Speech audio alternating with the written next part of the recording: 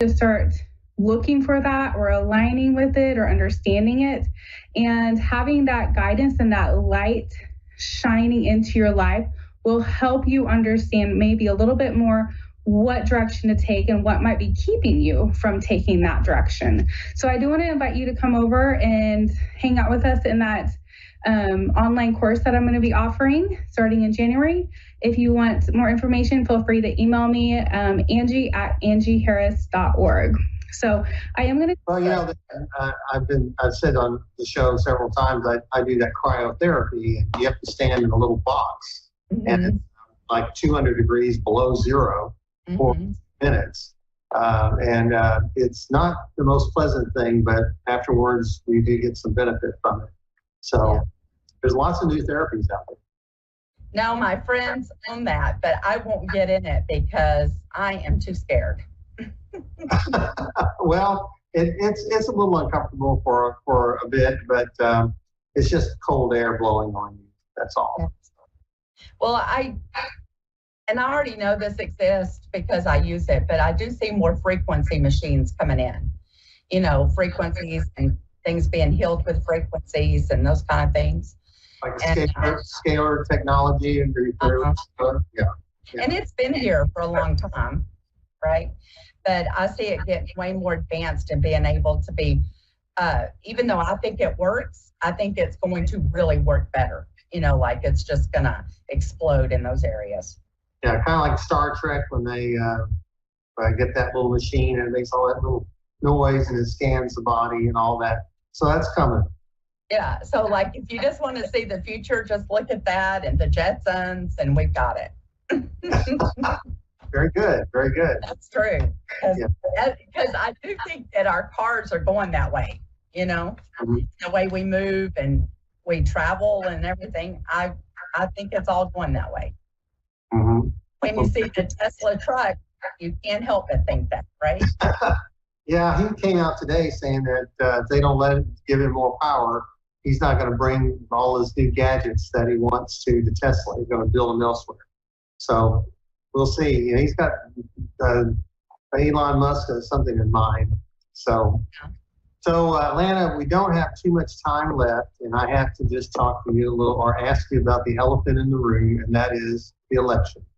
Do you have any opinions on that? And if you're not finished giving your predictions, that's fine. We want those. But if you have any thoughts about that, I know that everyone would like to hear them. I do have thoughts on that. For some reason, I really think it's going to get delayed, and I don't see Trump winning, and I don't see Biden winning. I think it's going to be someone we don't expect out of the blue, kind of. It's like, oh, you know, but I do think it will get postponed for some reason. I just don't see what that reason is. But I do think that we're, you know, and I think it's going to be from flares or astrological, but I do think that grid's going to get hit in parts of the whole world, not just us, but parts of the world be in darkness for a few days, right? And that may send people into some kind of fear. And that could be happened around the election. I don't know. I just think it's going to get delayed. I see a lot of violence around it, lots of violence, lots of arguments and disagreements and problems. And I do think that it's unfortunate, but I think we're going to have to just, you know, not be so fearful about it and just know it's going to work out. But for some reason, I just don't think it's going to happen when it's supposed to. I keep thinking it's going to get delayed. Something's going to make it have to be put off a little. So do you think maybe something like the mail-in ballots will have something to do with that, or you know, some? I don't. I felt like it was going to be bigger than that. Bigger. I do feel like it's bigger than that, and so I don't know why, but maybe it's because, you know, there's no electrical stuff working. I don't know, and I do think flares could be causing that. You know. Okay. Well, very good. Well, that's great. It sounds like, you know, you're kind of in keeping with everybody else that has I know. the program. And even it's a preview of Anne Marie's prediction. She even brought up the DNA, and that's going to be on the YouTube that I produce. But I don't know if you get into astrology at all. Do you do astrology at all? No. Okay. Well, we're getting ready to get into a big change with Pluto going into Aquarius, and a lot of the things that you're talking are Aquarian-like, and it's just like no marriage, bohemian lifestyles, things like that. I think we say different words that we are familiar with, but it's very similar ways of thinking. Not anybody, including myself, is a preview. I can't tell you who's going to be the next president because I see everybody's charts, and I see a lot of oddities here, things that you just don't normally see. Right. And so it's going to be a fascinating time. But the thing about psychics is I feel like we do have a little bit of an edge, and that's why people come to us, because a lot of times people come to us as people of last resort, and because they're at loose ends, they just can't see what's next, and we give them some insight. We give them a little bit of extra, information that they might not have, because we're detached as well. We're detached from their problems. It's hard to detach completely from what we're experiencing, but it's one of the values of going to the psychic. So, Lana, we're getting ready to wrap up. Can you tell people how to reach you, and if you have any upcoming events or anything like that? We'd like to hear a little bit more about your work and about how people can get in touch with you for a reading. Well, it's my website. It's lanathemedium.com, and all my information's on there. I have no upcoming events at the moment. I'm going to Arizona for the Mineral and Rock Show. But yes, it's lanathemedium.com. Well, very good. Very good. Well, we're delighted that you came on the program today. We're really happy that we got to hear what you have to say, and lots of interesting things, and lots of similarities. I know that I'm doing things on a regional basis, kind of the Texas area, Oklahoma area, and but it's interesting that there's that train of thought, that trend, so to speak. But that's about it for us today here on the Psychic Side. I'd like to remind you to go to miraclesofjoy.net. They're our sponsors, and use their promo code 0223 on their website and get a 25% discount. Like me on Facebook if you don't mind, and visit my website if you want to read it. So that's it for us today here on the Psychic Side. I'm John Capello, and come back next week when we'll have Mary Beth Wood. She's going to be our psychic guest. Take care. Bye-bye.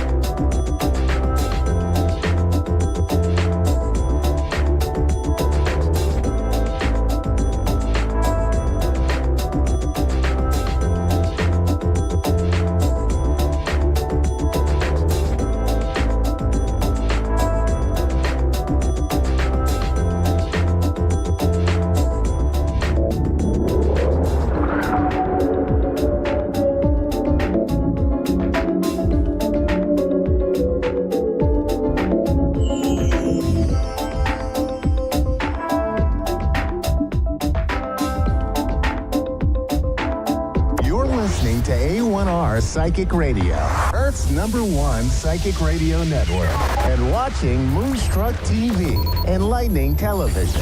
Welcome. Time for the Mini Medium with Stephanie Cowan. Live from tarotwithsteph.net. Connect direct. In North America, dial 888-454-2751. In London, 20-3519-2158. In Sydney, dial 02-8488-3147.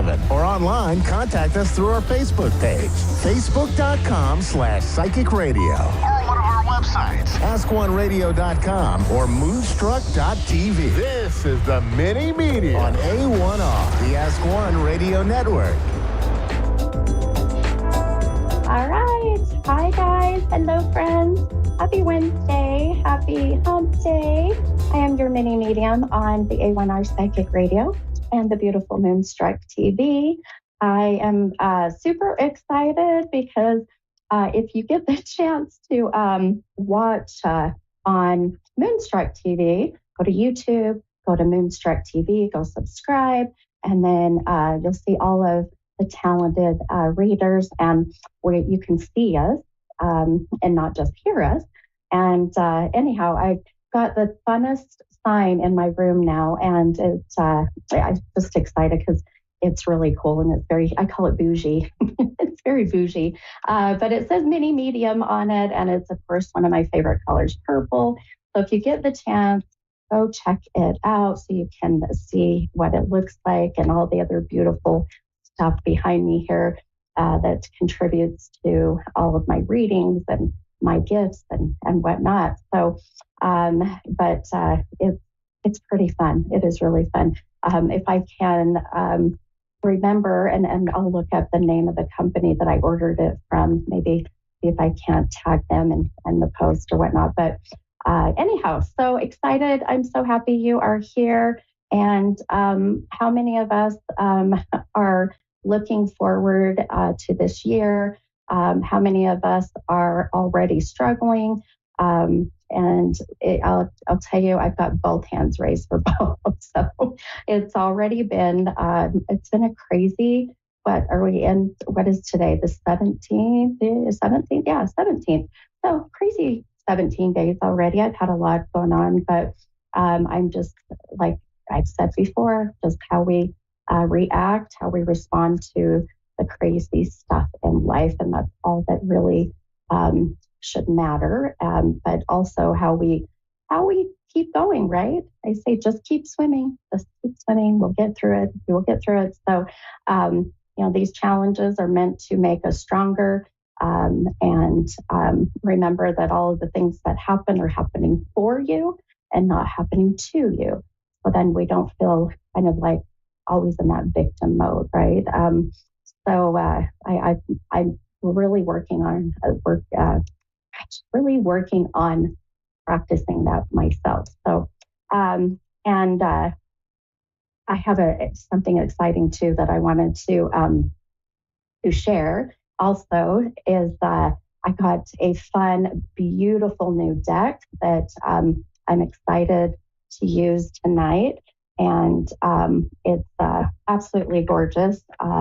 And let's see, I'm going to I'll show on camera, but if you are going to be up and if you are up late, especially if you're on the East Coast, if you're like myself and you are a night owl, these cards and tonight's readings on my Facebook Live, I definitely recommend hopping on because I bought this beautiful deck. I'll see if I'll show it on my camera here. It's called the Shadow Seeker Tarot. And voila, it's got this beautiful owl. And on the box, let's see, for those maybe I'm obviously listening, can't see it. So I definitely recommend go and subscribe to Moonstruck TV. But on the back is this gorgeous picture of the, moon phases and just really pretty, all the purples, my favorite colors. So we'll be using that deck tonight, and you'll get to be the first, if you will, to experience And for those who have never, maybe if you don't necessarily follow me or if you've never heard me explain this, but I use tarot cards in all of my readings for the most part, except for when I do big events or large group readings, parties and whatnot. But I use the cards as a guide or a tool. I also love the cards because they'll be what I call a really magical visual validation for you as the sitter, as the client, to see what my gifts are showing me. So instead of just sitting with the client saying, well, this is what I'm seeing and hearing and feeling and knowing, then we get the cards kind of incorporated, and then the cards will validate those visions or the things I'm hearing. Even they'll come out after I've already started to pick up on things. So it's so incredible. And every reading that I do, whether it be private, whether it's, on my podcast or whether it's, Zooms or on my Facebook.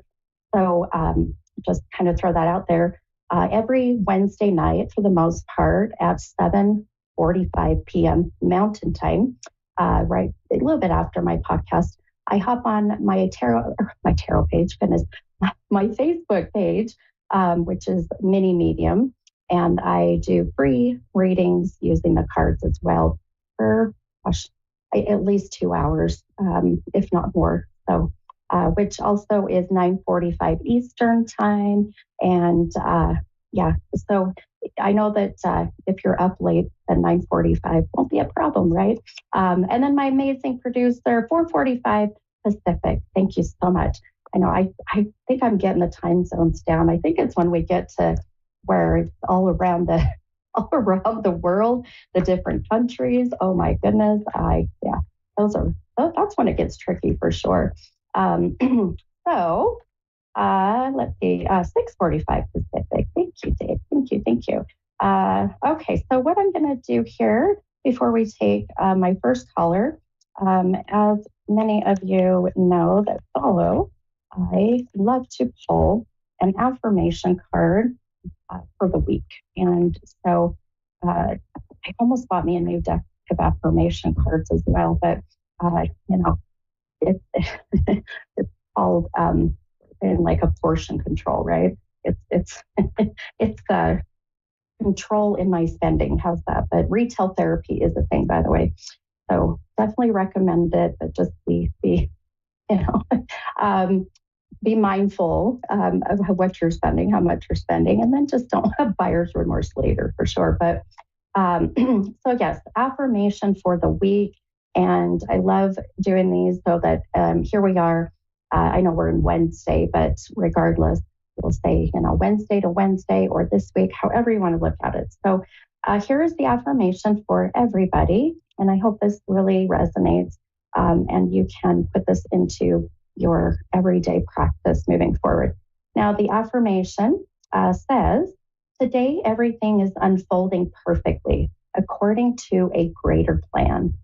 And, okay, I know every time I read these, I'm like, oh my gosh, this fits beautifully within my life, which I feel like they all would anyways, because there's so many things happening in my life, but also I know that I can apply every affirmation in one way, shape, or form. But for me, I'll just share why I feel today everything is unfolding perfectly according to a greater plan. Because when things don't go as well as we hope, or as soon as we hope, it can be very stressful, especially when I have clients and we have to reschedule due to life or technology. It's been storming here in Utah. We've had a lot of issues with Wi-Fi and whatnot. So I have to sit back and say, you know what? It's okay. It's going exactly how it needs to. It's unfolding perfectly according to the universe, or to God, or whoever you feel is your higher power. And that's the greater plan, right? So when things aren't going exactly the way that, that you're wanting or hoping, I hope you can kind of look at things in that mindset, which I know it's not easy to do. So we say easier said than done at times, and I completely understand that.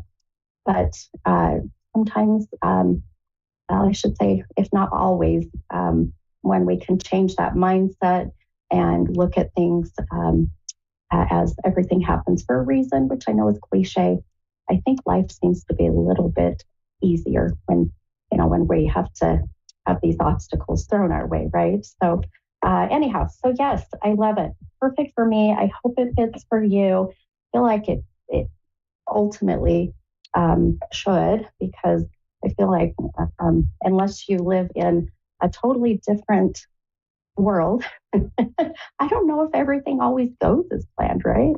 And if they do, tell me your secret, please. Tell me the secret. So, all right, my friends. So before I take my caller here, I just want to throw out there to you as well the number 15. So 15, 1-5. I see numbers all the time, especially before I get ready to do my podcast or my lives. And the numbers always will connect or validate the spirit, the soul, my spirit guides, whoever I'm connecting with on my podcast. And so as we go through the callers tonight, and then also, of course, on my Facebook tonight, on my free reading, the 15 is going to really resonate with somebody, especially with someone who has passed. About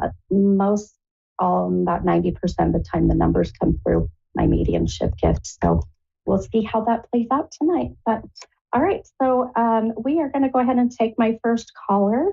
And all right, Marie in Chicago. Hi. Oh, Maria. Hi, Maria. Right. How are you? Hello. Can you hear me? I'm on my speakerphone. Am I supposed to be on a? Is it okay for speakerphone? Or I need to take off. Take you off. No. Yeah. If you can take me off speaker, that would be great. You mean take it off? Okay. Yes, please. Thank you. Okay, sure, dear. Yeah. Okay. Okay. Speaker. Okay. Wait. Now is that better? Beautiful. Yes, I can actually hear you better. Yeah. Oh, maybe. I don't know if I took you off or put you on. I can't tell on my phone. Who knows? Oh, no. Oh, well. Oh, goodness. Okay. Yeah. I know on the phone, well, at least on my phone, I can see my little speaker thing lights up. So that's about how well I know technology. Right. But it didn't do anything either way. So go figure. Oh, okay. I apologize. But you. Yeah. Okay. Yeah. Just as long as I'm not on speaker or on headphones. Yeah, we're good. We are just fine. Did you get it figured out okay? Are we good to go? Okay. Now something just happened. Okay. So you're off now. Oh. Okay. I can hear you. Beautiful. Sorry about that. Perfect. Sorry for your producer. Perfect. I hear him coming in and going out. No worries. My phone, technology. We're still in that Mercury retrograde crap. So hey, that's how it goes. Okay, so we're all situated. Well, I heard we're in the shadow part till the 21st, but then Pluto starts up, so we're to switch out. Yeah. So it's a new time. So absolutely. Okay. Me too. How can I help you tonight? Well, I have this little minor. I'm gonna call it minor because I believe the major already happened with the legal situation. But now it's minor now, and it feels like I think they're trying to trick me, particular people, with wanting me to sign something. I'm agreeing not to come back and request something that they demand that I pay for that I never received. And meditated on it today, and I got some information, and I'm wondering, I'm about healing it needs to be healed from a past life or whatever. And I'm wondering why I'm so focused on I need to be treated fairly about this more than anything. Because it's not a question of if I can pay or not, or sign off and walk away. It's a matter of I was treated unfairly, and they know this, and it's very blatant right now. But I believe they're just trying to cover themselves. Fear of me coming back and asking. I said, wait a minute, you made me pay for this last year. Took me to court and everything. Now I want what you demand that I pay for. And they never had it. They never had it. They never had it. They don't have it now. And I see. So So I've gotten a lot of, so I know you probably get this perplexed energy from me right now. So just go ahead and spew out what you want to tell me, because I appreciate it and I'm open to hearing. And I believe in every magical thing about everybody. Good. I love that. I love that. Well, and I feel for you. I mean, first off, without a doubt, Maria, that, your mindset, really, and just in my opinion, but also just intuitively and what I'm getting from you, is going to be what I would say your way of healing or moving forward, regardless of the outcome. So and really, this year is all about the karmic energy. So everything that you are putting out into the universe this year, it's going to come back, and it's going to come back, as we call it, tenfold. So just keep in mind, this is the year of the 8, which is the karmic energy, which I'll tell you what's, yeah. So we want to, yeah, no, you're welcome. So it's, so let's just say, give an example. If you're giving a lot of your energy into this situation that is not serving you in a positive way, then you are going to get back tenfold or twice as much that energy. And who wants that, right? Who wants to have anything that's not serving us? Now, if the energy that you're putting out you feel is going to serve you in a positive way, then I say, then great, because, I don't think anyone's ever complained about having double the positive energy, right?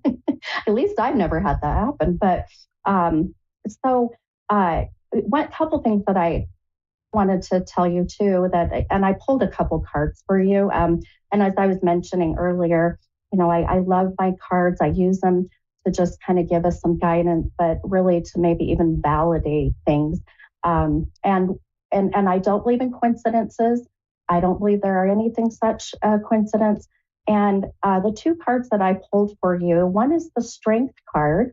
And the Strength card, and I'm going to show these on, so if anybody watches on Moonstruck TV, but these beautiful cards, it's got this beautiful lion, and that's the symbol of strength. But also the Strength card is the number 8 card. So here we go. We've got already beautiful signs from the universe saying, okay, well, here we are. We're in the year of the 8. You pulled the number 8 Strength card.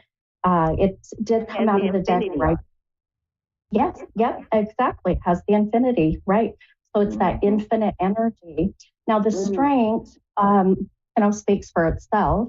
I have no doubt, just even your energy and what I'm hearing from you, that you have not, or it's taken many years, I would say, to of many things that have happened for you through your life to get you to where you are now. You definitely have a strength that is incredible. And so you do, you really do. And so, and so kind of to answer your question too, the other is, why is this sitting with you the way it is? Why has it become such a, maybe if safe to say, an obsession, I want to make sure, right? Because you're really starting to face your shadow self. You're starting to see the things that other people have done to you through your life. And now you're seeing that shadow work. You're seeing your shadow self, and it's fueling that shadow work. It's fueling that side of you. So don't allow for these people or the company or whatever it may be to control your emotions, your reactions, however it may be, because from the from the outcome, what do they say? You can lure bees with honey, right? Same thing. It doesn't mean that you are excusing what they've done. It doesn't mean that you are saying that they are right or they are wrong. It's just saying, you know what, I am not going to allow you to control, my energy, my reaction, my response, and then put that trust out there. Like I said, this year, you know what they say about karma. Now, I never wish bad karma on anyone, ever, but karma is good and karma is also not so good. So I feel like if you can take some time and just reflect on, okay, what is my shadow work? What is my shadow self? And then I really feel like that you'll start seeing things in a different mindset, and then move forward accordingly. So does that help you? What was the other card? You said strength, but what was the other card you said you pulled? Yeah, let me show that to you really quick. Yep. And then I've got another caller waiting. Time goes by fast. So the other card is the Hermit card. And that Hermit card really is, and again, this card is actually reversed. So really this just for me, it's just as I had explained, find that shadow self, which is why the cards are reversed. They represent your shadow work. And the hermit we know what a hermit is, someone who's a bit sheltered, maybe kind of recluse. But when I see this for you, without a doubt, Maria, it really is coming out of your old shell and showing people that, that your true soulful self, what you really truly are about, So keep that in mind, okay? But but I'll tell you, I think like I said earlier, your mindset, your energy is going to be what is going to help you moving forward. Okay. Mm-hmm. Yeah. And I had, during that healing, I did a Akashic, which I thought was a Akashic record. I set the intention. Sure. Yeah, that's perfect. Yeah. No, I will send you so much good healing energy and strength as you get through these decisions. And I wish you the best. And I'm going to grab my next caller while I've got about 5 minutes. Thanks so much, Maria. All right. Oh, all right. Hey, I've got my next caller, and I missed her name. Sierra. Oh, hi, Sierra from Milwaukee. Hi. Thank you. Sorry. Hi, this is the mini medium. How can I help you tonight, Sierra? I just had 2 questions. My first question, I was just wondering about my love life because it's kind of in shambles right now, and I just want somebody to love. So I was just wondering if you see anything good about that. And then my second question was about my career and the job that I have now. I wonder if this is a perfect spot for me, or should I keep looking, or which way I go? Okay, sure. Now I know I've got about 5 minutes, maybe a little less than that. So I'm going to just tell you the first thing that I usually really will be drawn to is usually the main, question that's sitting right up front on your energy. So, and I know you've got both questions, but we all want love. So let's talk about love. And I can help you with that question here. Now, when it comes to relationships, when it comes to and you, finding your person, as I call it, there's this overwhelming vision and sense that I keep getting of just, I call it wanting to be a fixer, wanting to help people, wanting to, it's kind of like the injured animal that I want you to need me. And then you love to help people, my friend. You love, Sierra, to heal them, to help them, to do whatever you can to make them, maybe not necessarily make them, but help them become the best version of themselves. And then unfortunately, they'll either leave or things just go very different. So when it comes to even moving forward for this year, for 2024, a couple things that I'm seeing, I pulled a couple cards for you too, by the way. take some time, as I say it, really to, I call it house cleaning, or just a total cleanse, and get rid of either actual objects in your home that remind you or have energy of relationships that didn't work out. But more importantly, cleansing and getting rid of any kind of attachment, quote unquote, that you have attached to yourself when it comes to, relationship stuff that's not serving you in a positive way. I feel like regardless of men or women, whoever you're attracted to or whatnot, the opposite, or I should say your significant other, a potential partner, you want to make sure that your vibrational energy is high enough so you're not attracting the lower vibrational potential partners. So, and the way you do, really the way you do that is by taking time with doing this cleansing and figuring out, okay, what worked for me last year, what didn't work for me, apply it into this year. So that, and like I was mentioning with my last caller, that way this year, all that energy that you put out will come right back to you. And you definitely want to make sure that it's energy that's going to serve you in a good way. If you are in a relationship now, I've got about a minute and a half, but if you're in a relationship now, I'm not feeling that you are. And so that's always my sign of right now, it's either not working out or you're just not in a relationship.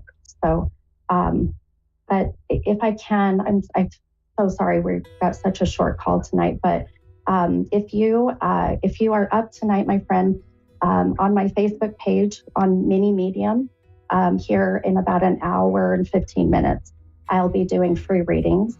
If you're up, hop on and I'll be happy to continue this reading for free for you, okay? Okay, thank you. Yeah, you're welcome, my friend. Hey, have a beautiful night. Hope to talk to you soon. You too, thank you. Okay, bye-bye. Bye-bye. All right, guys. Goes by fast. I'm telling you, lots of stuff. So I will see you guys next Wednesday. And I am your Mini Medium. Have a beautiful week. Bye, guys.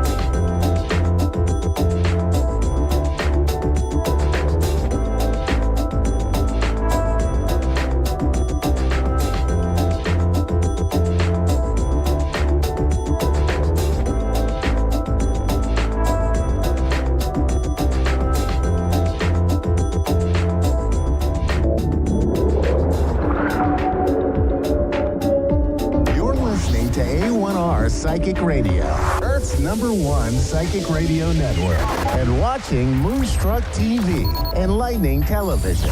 Welcome. Time for Psychic Paths with Suzanne Marie. Live from PsychicPaths.com. Connect direct. In North America, dial 888-454-2751. In London, 20-3519-2158. In Sydney, dial 02-8488-3147. Or online, contact us through our Facebook page, facebook.com/Psychic Radio. Or one of our websites, AskOneRadio.com or Moonstruck.tv. This is Psychic Path on A1R, the Ask One Radio Network.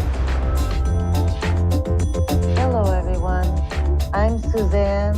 Welcome to Psychic Paths on A1R Psychic Radio. I hope that everyone is doing well and warm and cared about. I am a clairvoyant and a light trance medium, and I'm here to do a show for a little bit. Please stick around tonight and tomorrow. We have a lot of great readings going on, so don't miss them.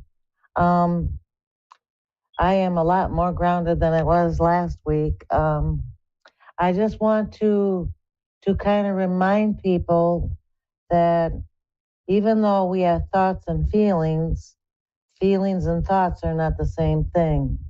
They're two separate things. You can't think a feeling and you can't feel a thought. You can have them separate.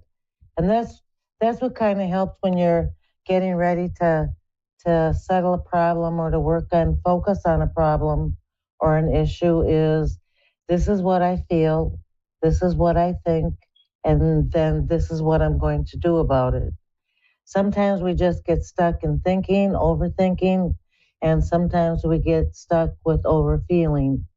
And they're all for a purpose. They're all in order to help us gain a better understanding of ourselves and the world around us. So I just wanted to emphasize that because sometimes people get stuck and you really just got to move on away from the agitation of feelings and thoughts. It just helps to be in the middle of the road. So welcome, and I hope that we get a really good caller tonight. And I appreciate all the support and all the fan base here. I really do appreciate that. I want to say that A1R Psychic Radio has got a lot of integrity. We never ask for money, and we never do any email stuff or none of that. I'm really, really glad that I'm a part of this. You have to be careful out there. There are a lot of people who are doing readings that will say that you have to keep emailing me. You have to keep in contact with me every single day, every week. And then they get into this, well, you got to pay them some money. Be careful of those people. Really, really do your research. We have Carrie in Sioux Falls, South Dakota. You, my neighbor. Blah, blah, blah, blah. Hello. Hi. Hi, how are you tonight? I'm doing well. Thank you for having me on. Oh, thank you for calling. What can I help with? I would like to know what's in store for me at my job. Okay. Let me go ahead and connect to your energy.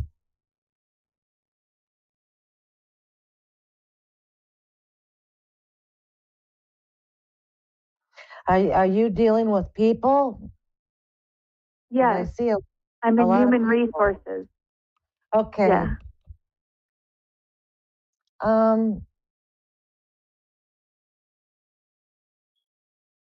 I feel like, let me just connect with you.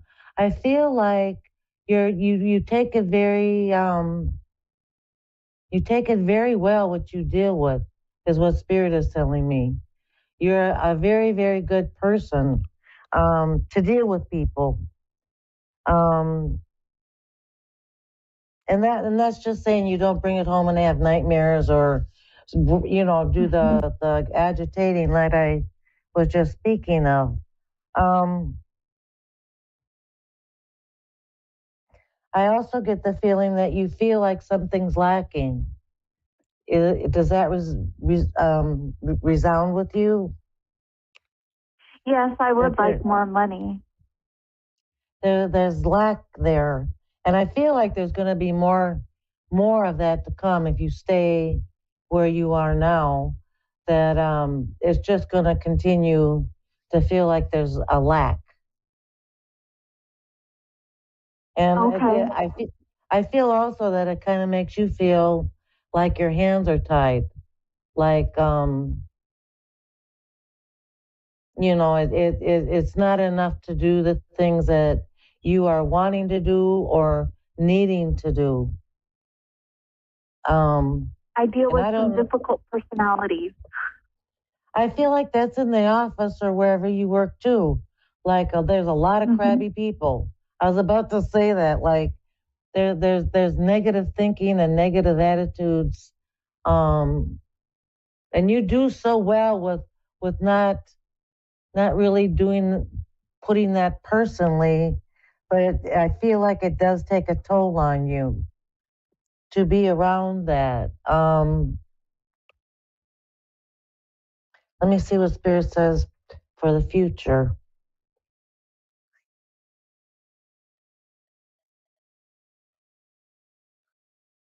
Yeah, I don't think you're going to finish 2024 where you are now.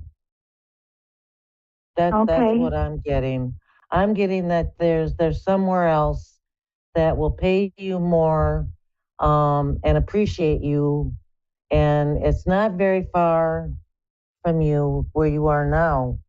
I feel like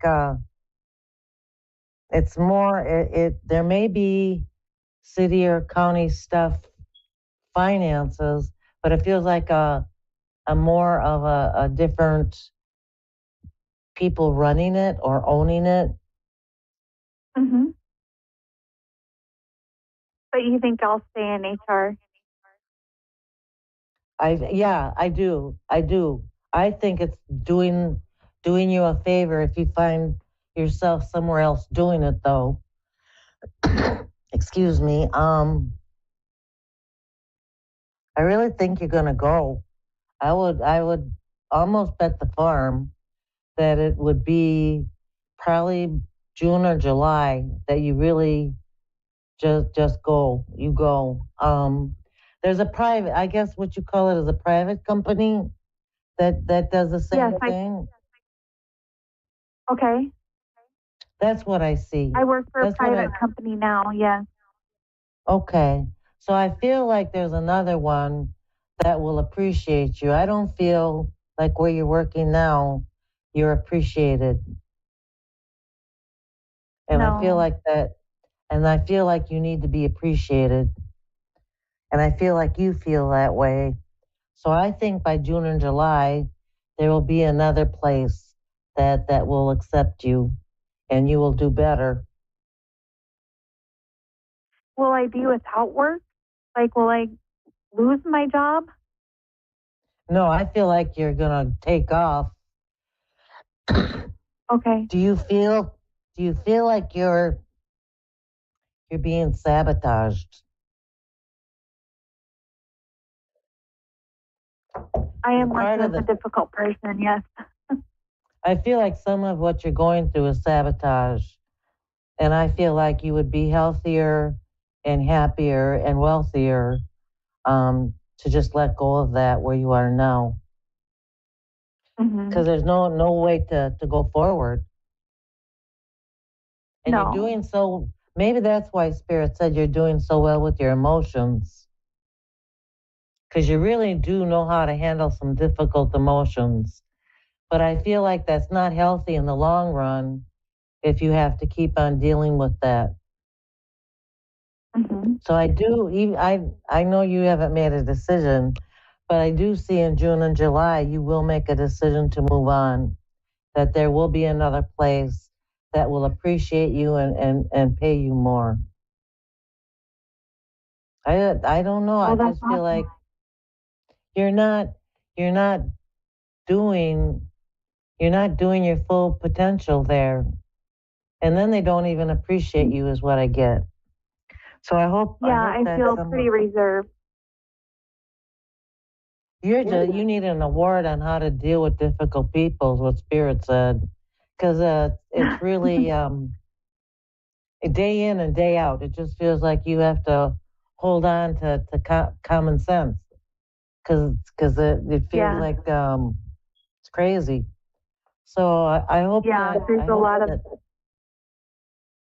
you're really good at what I you think. do. You're really good at what you do, and you need to be appreciated, and you need to be held, as someone that's doing really good things. That's what I think, and that's what I get. And I do believe that that's right around the corner. When you get that certainly instinct, appreciate it. yes, absolutely. Just keep on being as good as you are with your feelings, because you are very balanced with your emotions, and even though they're doing this personally, you don't seem to take it personally on the way home, which is really, really says a lot about you. Is there and one more quick question? I've got a little time. Yeah. Go ahead. Just I don't have any other quick questions really. Okay. My ex has popped up into the picture, and I'm wondering if that will continue. Yeah, he does feel repentant. There's a repentance. Yeah, that will continue as long as you let it continue. I feel like if you continue with a friendship, I think he's going in the right direction, and things inside him have changed. I think it seems like he took a fall, and I mean emotionally. And he needed to pick himself up and figure himself out. But I do believe that he's a benefit in your life. I don't know right now where it's going, but I feel like he benefits you. And he seems to be a good listener. Okay. So there's potential there. Yes. Awesome. Yes. Please take care. And thank you so much for calling. I really appreciate it. Thank you so much. You were right on with so much stuff. Thank you. Thank you. Bye-bye. Bye. Okay, everyone. Have a wonderful week. I'll be here next week. Bye-bye.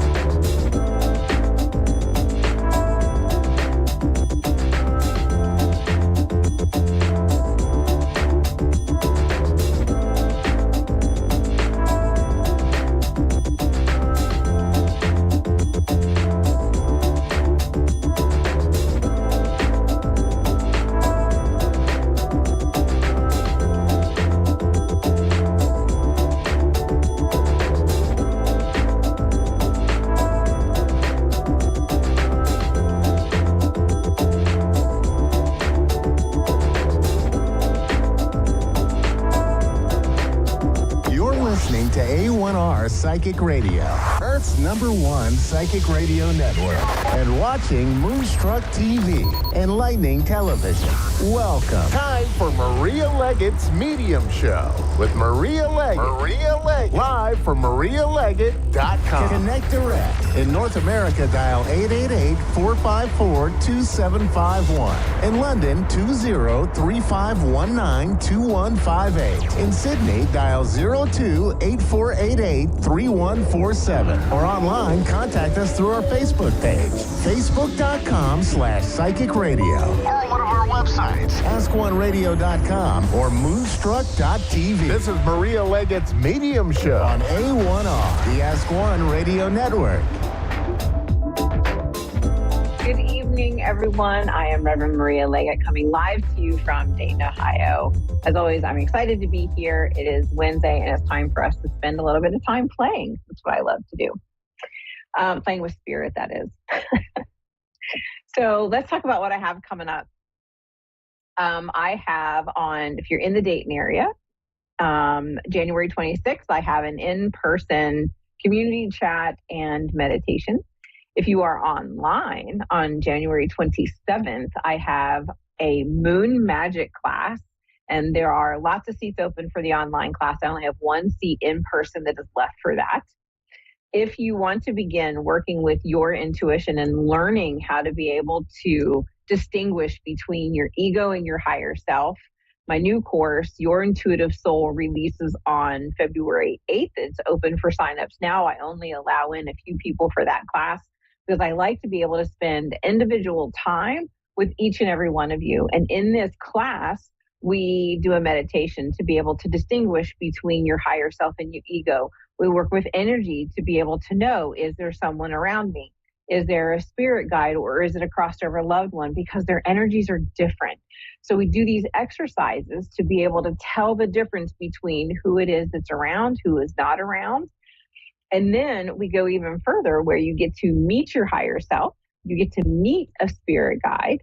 And we also work on automatic writing and automatic drawing. It is an amazing class. And my students absolutely love this class. And I am so grateful to have it. This will be the second time that I am doing it. The first class, I had 10 people in there, and it was amazing. We did such a good job. And then let's see, what else do I have coming up? I have my year-long intuition development course that will be releasing in, I think it's May or April, one or the other. And excuse me, in May or April.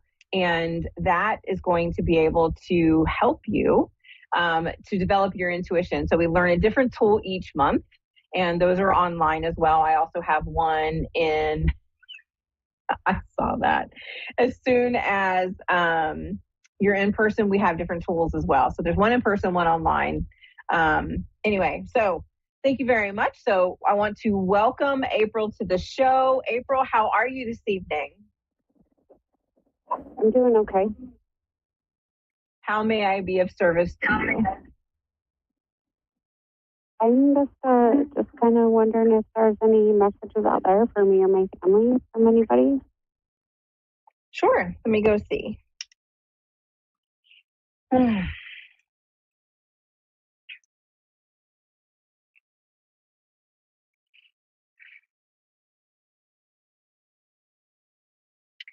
So right now in this moment in time, April, as I connect in with your spirit team, I see your spirit team is coming in and closing in around you as though this is a time when your family needs a lot of love and support and extra reassurance that you're not alone, that your spirit team is there, that they're surrounding you with love. It is important that you feel supported right now because you are going through some unsettling energy, unsettling emotions. Does that make sense? Yes. I definitely want to talk about these being the spirit team that I am feeling. So I'm not seeing them, but I'm feeling them more than anything. This is definitely family related energy. We have I definitely want to talk about a maternal energy. So I want to talk about mom or someone who would have been like a mom to you, who is stepping forward, putting their arms around you and letting you know that they love you and that you are not alone. And they want you to know that they're going to be here to support you and get you through everything that you need to get through. They're just asking that you step into trust, knowing that you're going to be fully supported, even though it feels like you have lost something. Does that make sense? Yeah.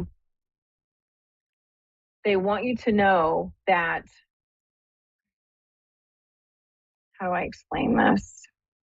I don't want to say that the loss is temporary, because they're not showing it to me as though it's a temporary loss. It is a loss that you're going to feel very deeply in the moment. But you're going to figure out how to move through the loss, move through the discomfort, so that it doesn't feel so overwhelming every single day. There will come a point in time when you will be able to wake up and still move forward without feeling this deep sense of, oh my God, this heaviness in your chest. Does that make sense? Yeah. And they're really, this in the spirit team, your family, especially this maternal energy, wants you to know how much you are loved. Want you, I don't know why this is important to say, but I can very clearly hear it's important for you to know that everything is forgiven, everything is good. They want me to talk about not carrying heavy burdens on your shoulders, allowing yourself to feel more relaxed without the expectation of, here's what we need to do. We need to do this. I have to do that. And becoming comfortable in allowing yourself to sit in the silence and just breathe. Because the way that they're showing it to me is though it's been a very harried, very busy energy, lots of mind working overtime, lots of things happening. And your spirit team is asking for you to be able to shift the energy into, it's okay for me to be here right now and not do anything. Does that make sense? Yeah. And that you're saying that's coming from like a maternal, like a female. Mm-hmm. Okay.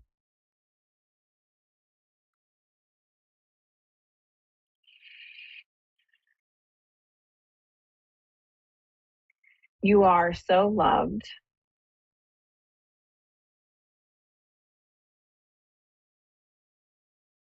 I don't know why this is important, but I'm just going to say this to you. I'm hearing very clearly another opportunity will come again, and allow yourself to be open to that. Does that make sense? Yeah, kind of.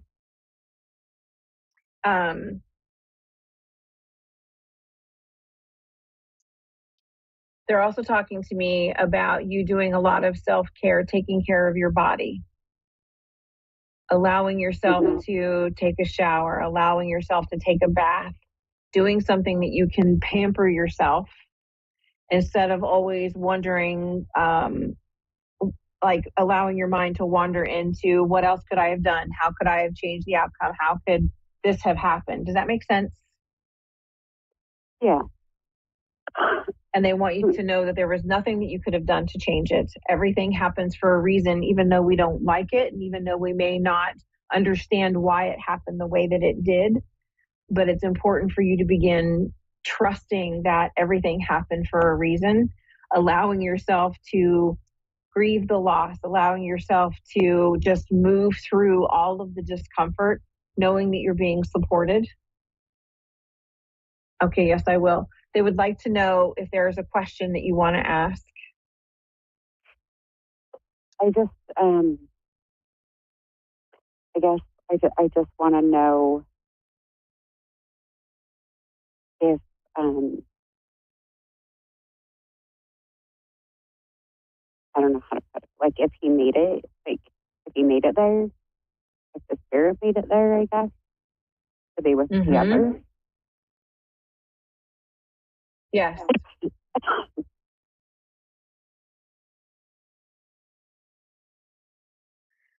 They're showing me we have a male in spirit who's crossing over, met by family. So knowing that they're not alone, being met all together.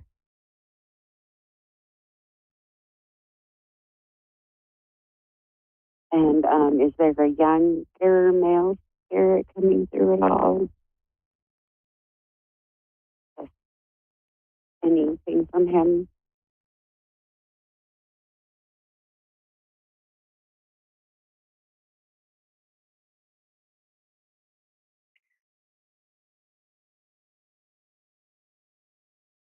I'm not seeing anything about a younger male. It doesn't mean that they're not there. It just means that I'm not sensing it at the moment. Okay.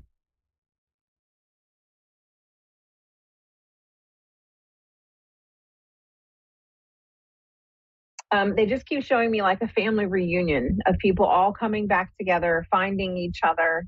And they're telling me that there are things that we all need to work through on this side, showing me that things weren't always, roses and perfect and beautiful, but they're working through everything that they need to get through and know that they will absolutely do it. And they're going to make sure that everything is fine.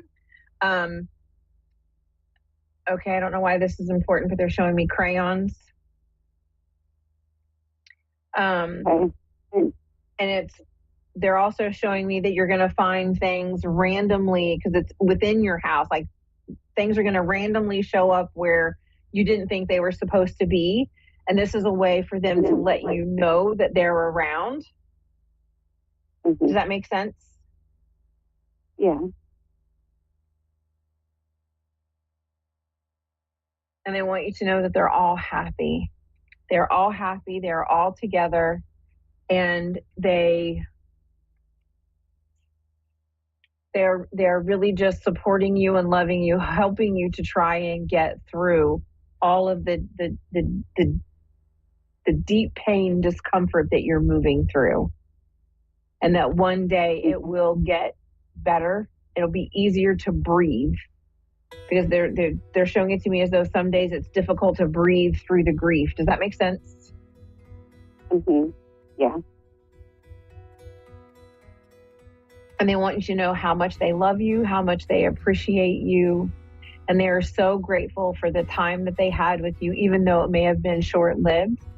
So grateful that you were in their lives and grateful for you having been the mother, sister, daughter, everything that you needed to be. And they just want you to know how loved you are.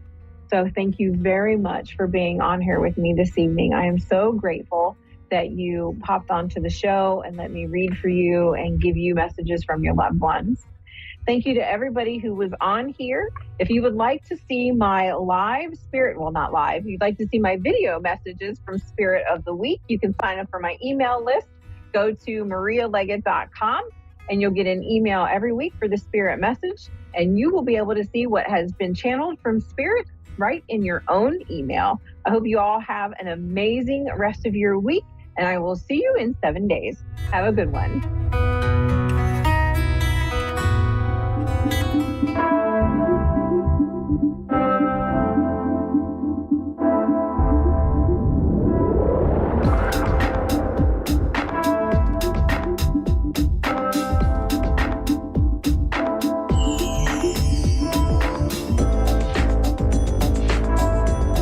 Listening to A1R Psychic Radio, Earth's #1 psychic radio network, and watching Moonstruck TV, Enlightening Television.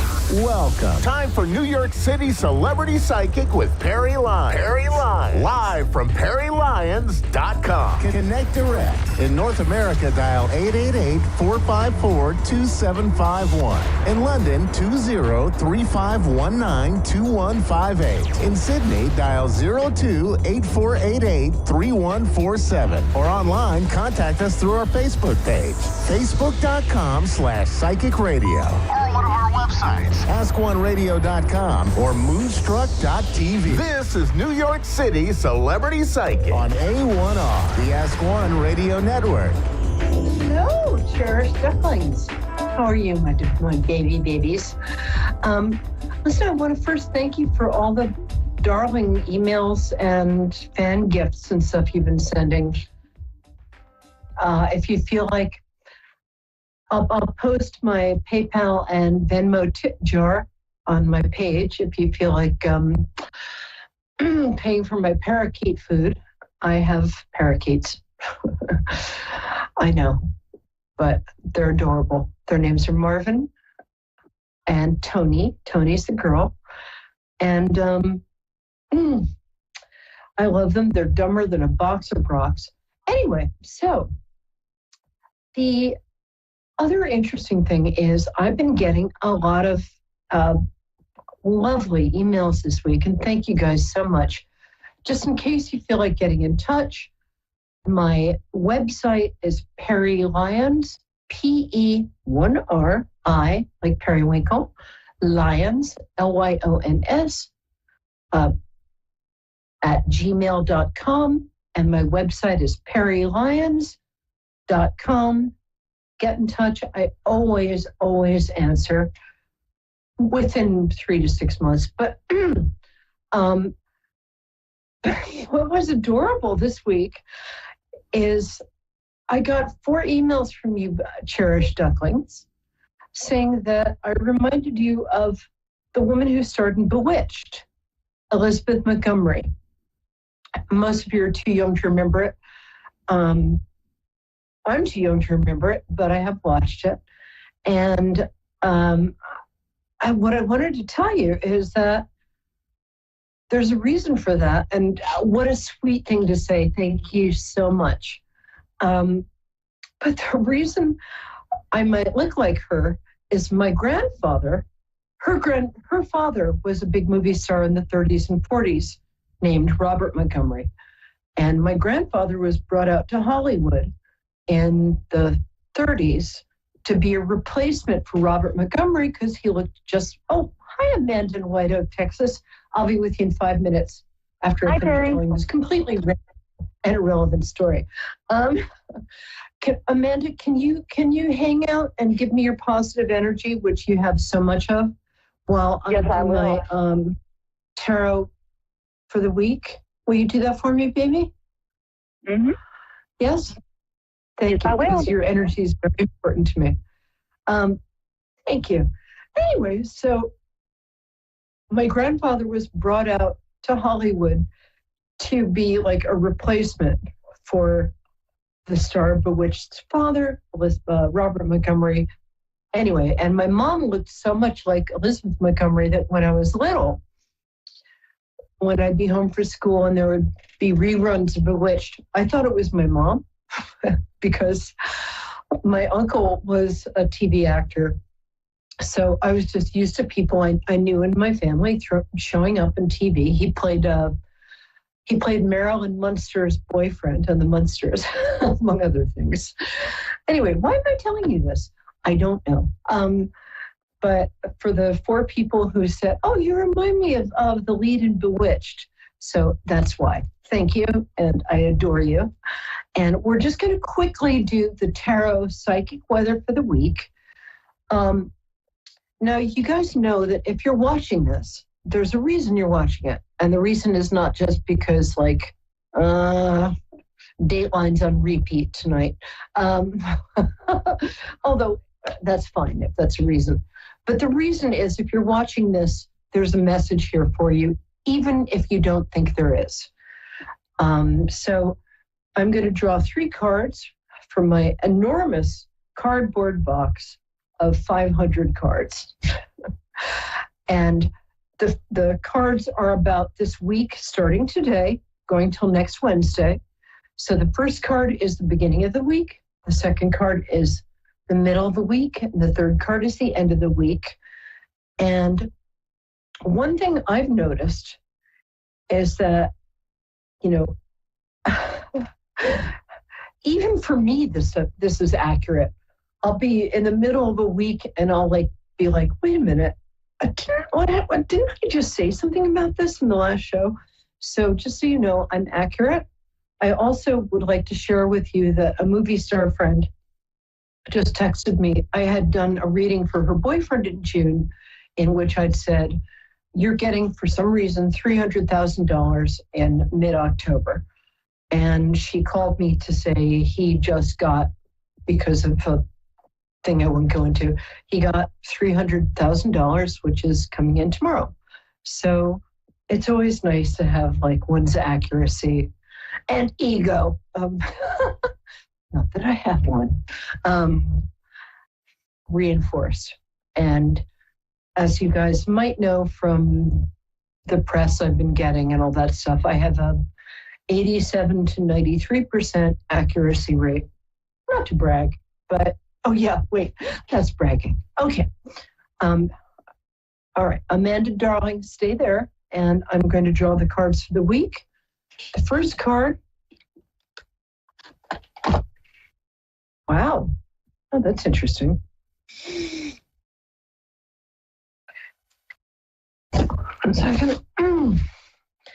The first card is from a brand new deck.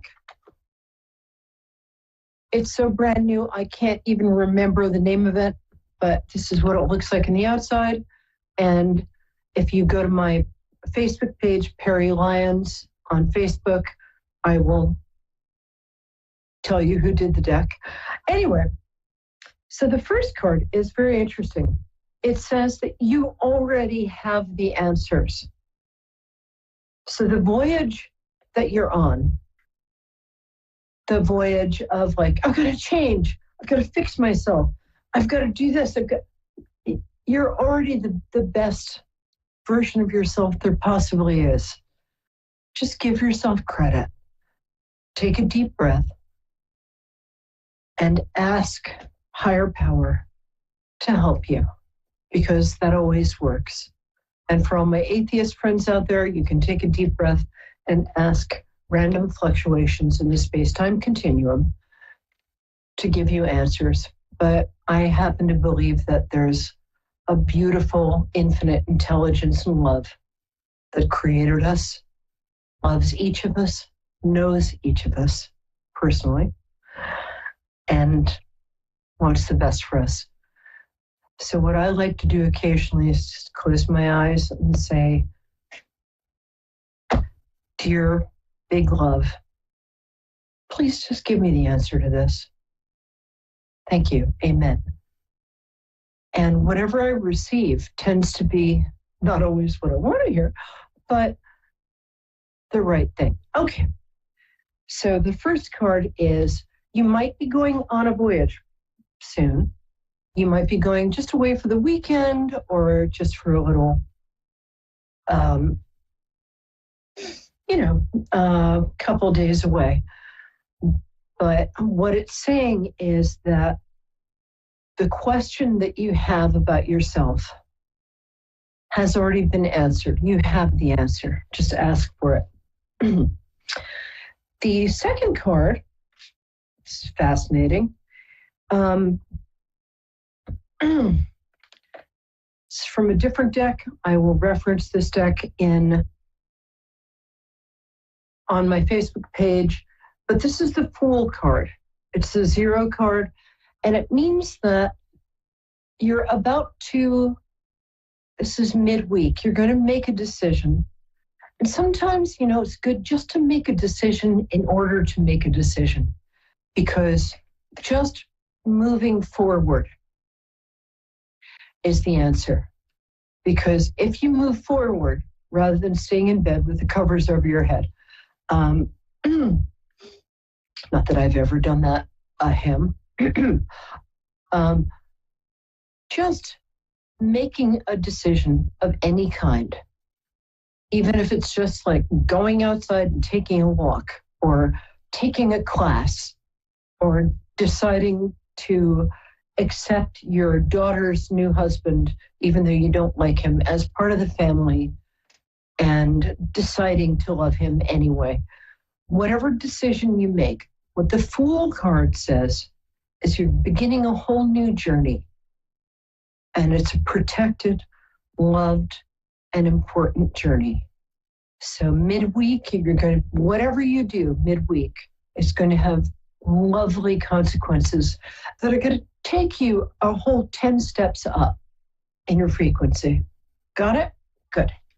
Okay, and the last, oh, I love this card. Woo! Okay, excuse me. The Chariot card. Can you see that? The Chariot card is a charioteer. We can't tell what gender this person is. That's okay. It's drawn by a black and white phoenix. What this card means is victory. It usually means victory in some aspect of your life that's female-led. So a woman, or you, if you're a woman, or identify as a woman, or look like a woman every second Wednesday, whatever. This card has to do with the Black Phoenix represents commerce, represents business. The White Phoenix represents artistic inspiration. So something that you're involved in or may want to be involved in that has to do with making money artistically, or something that has a creative aspect to it, is going to have so much victory and success around it. We love that. We love success. We love victory. I like phoenixes. Phoenixes? I'm sorry, there's sphinxes. Excuse me. Sphinxes. Sphinxes. Oops, sphinxes.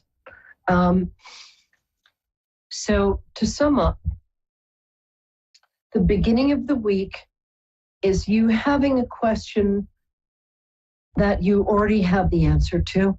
Go inside, take a deep breath, take 5 minutes, get in touch with your higher self, ask for an answer, you will get one. And usually the problem that you're facing has the answer contained in it, right? I know that's a little deep, but you'll figure it out. The second card, midweek, is the Fool card, which is beginning. It's not being foolish at all. It's taking a chance. It's beginning. It's making a decision, whatever the word, it's going to take your frequency up at least like 10 bits. I don't know what you call frequency bits. And then the last card is a success card, and something to do with both business and creativity. And let me know at perrylyons@gmail.com. You can always talk to me. I'm always here. Well, I'm not always here. I occasionally sleep and eat and try to train my parakeets. But pretty much aside from that, I'm always here. So let me know how those came true for you this week. Amanda, my Texas angel, are you still there? Yes, I am. Oh, good. I don't know why, but I just friggin' love people from Texas. Thank you. I don't know Well, what hey, it is y'all. about Hey, everybody. And I just got to say, I already know you're spot on. What's that? Because everything, I just got to say, everything I already know is spot on. Because I already feel it, just like you told me, just in the positive vibes. I already see it. I can feel it. And then it's a manifestation. And like you said, you know the answers. And it's just manifestation, you know, let's go. Well, I can hear your question. I'm going to ask you when your birthday is. You don't have to tell me the year, because if you don't ask me mine, I won't ask you yours. But I do love to connect to people through your birthday. So what are you, my angel? The year? No, just the day and the month. You can tell me the year. But oh, no, I'm a Gemini. I think you're young I'm enough, a Gemini. so that's fine. I'm 1980. I'm a Gemini 1980. Oh, look at you, Geminis. Oh, Geminis are so fabulous. You guys have been getting a bad rep lately in like all the popular sort of astrology things. Can I just say, totally untrue. Geminis are fabulous. Are you like the 19th? Or are you the end of Gemini? I'm the 12th. Okay. You're the last 10 days of Gemini is what I was getting. Yes. So Gemini, Libra. So you're the Aquarius part of Gemini. Yes, I am. By the way, I have so many friends with that birthday. That's such a great birthday. So yes. Let me feel what your question is. I really like you. I like you too. Thank you. If you're ever in Brooklyn, come by. I'll buy you a drink. Oh, it's in Brooklyn? Huh? Yeah, so you up in Brooklyn? Mm-hmm. Brooklyn. Mm-hmm. Oh, wow.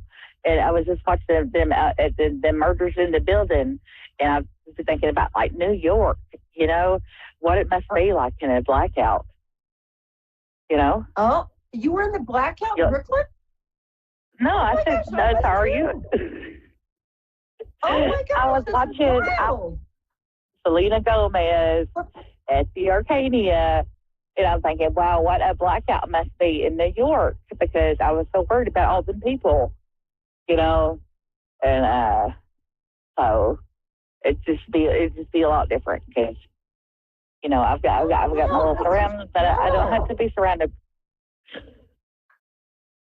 It's to be in a blackout in New York, people would think like, oh, it's so scary. It was so wonderful. I went to a friend's house, and then we'll get to you in a second. I promise. We'll get up, but I was at the time married to a famous artist, fine artist, and his best friend had this freezer. Are you kidding me? Have you watched that show? Which show? Wait. Oh, the Only Murders in the Building. Oh, right. Okay, right. Okay, with the artists and stuff. I'm just saying it's a good show, and that's why I thought it was cute because oh my gosh, Only Murders in the Building. That's my favorite show in the world. But that show is the most New York show. That show is how I grew up. All of my friends lived in apartment buildings like that. My best friend lived in that building. You know, I grew up like meeting, you know, Martin Short and Steve Martin occasionally. But that is such a great show, and I'm so in love with everybody in the cast. Anyway, so let's get to you, because you have 2 questions in your mind. So let's deal with the first one. What's the one I'm seeing in the top of your brain there? Well, my top of my brain is my health. I'm sorry? I said on top of my brain is with my health. And what my future outlook is. Okay. You've been diagnosed with something that seems, first of all, get a second and a third opinion. And legally, just so you know, I'm not allowed to really give medical advice because this is for entertainment purposes only. I am a doctor's daughter, and I started out as a medical intuitive. What I will say is this has something to do with, does it have something to do with your immune system? What? I think so. I think it may. My real instinct is with my rheumatoid arthritis.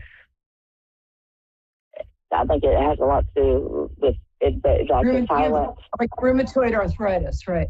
Like it's autoimmune. My mother had lupus, and my twin actually got the MS side, and I got the rheumatoid arthritis side, which is like a the silent thing. I hear you, baby. Every morning I wake up, I have to like talk to my hand for 5 minutes before it like starts working. Yes.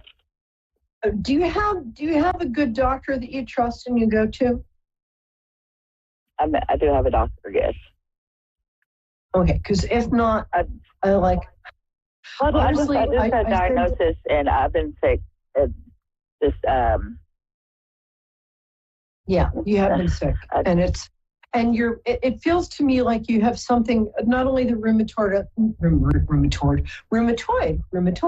arthritis, but it also feels to me like you might have something, and this is obviously just for entertainment purposes only, but I would ask your doctor to test you for, I want to say Guillain-Barré syndrome or Epstein. What? You say Guillain-Barré? Guillain-Barré, yeah. Okay. And for the Epstein-Barr virus, it feels to me like you have something that is sort of in your blood system, I feel very strongly that this is something you're going to get much better from. Get a second opinion, go to your doctor, and let's go to something that I can't be sued for. But I can tell you that you come from a family that on the one, tell me if this is right, but on the one half of your family, people die young. On the other half, people live to be 105, and even then you have to kill them with sticks. Is that correct? Yes. Yeah, okay. I mean, I'm not recommending that you kill people in your family with sticks, just so you know. Although you're welcome to do that. It's my family. Well, yeah, I just feel like it's really an autoimmune. I feel like it's autoimmune. And that's what I'm saying. Yes, exactly. The autoimmune thing is exactly what I'm talking about. That is the Epstein-Barr syndrome.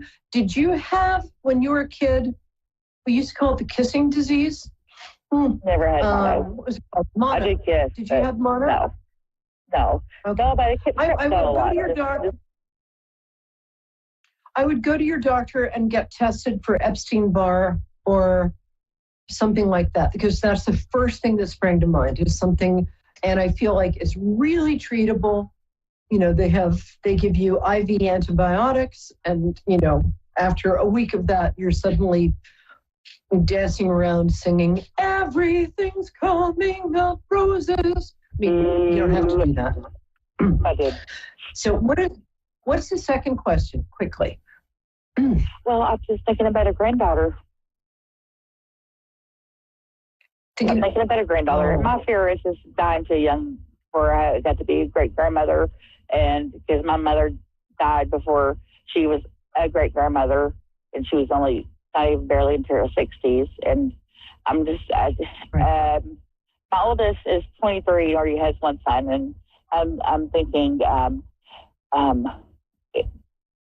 I just really want to have another baby, a little girl, will my daughter have the twins?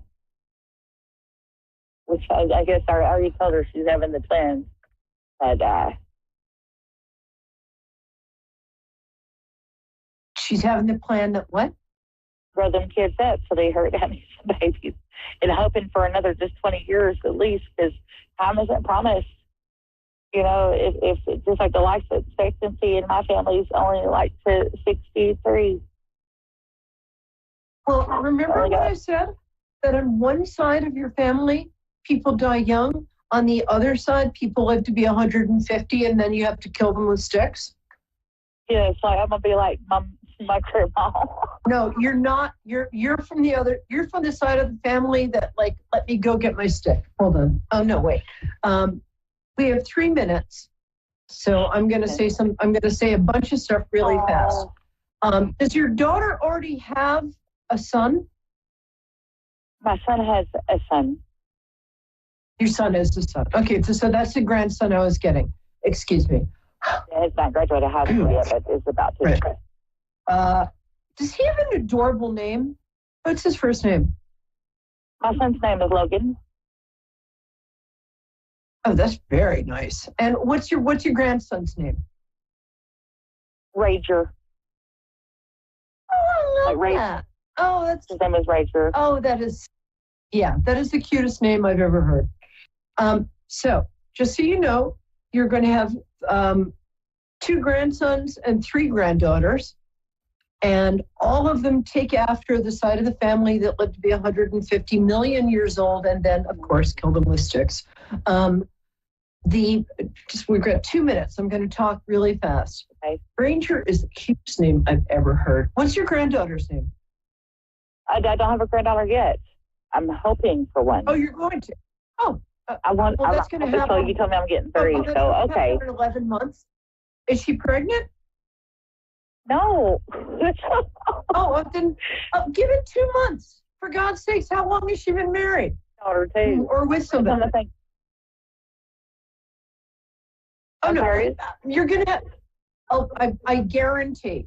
And I guarantee, and and as I said, my website is perrylyons.com, and I want you to get back to me because I love being right.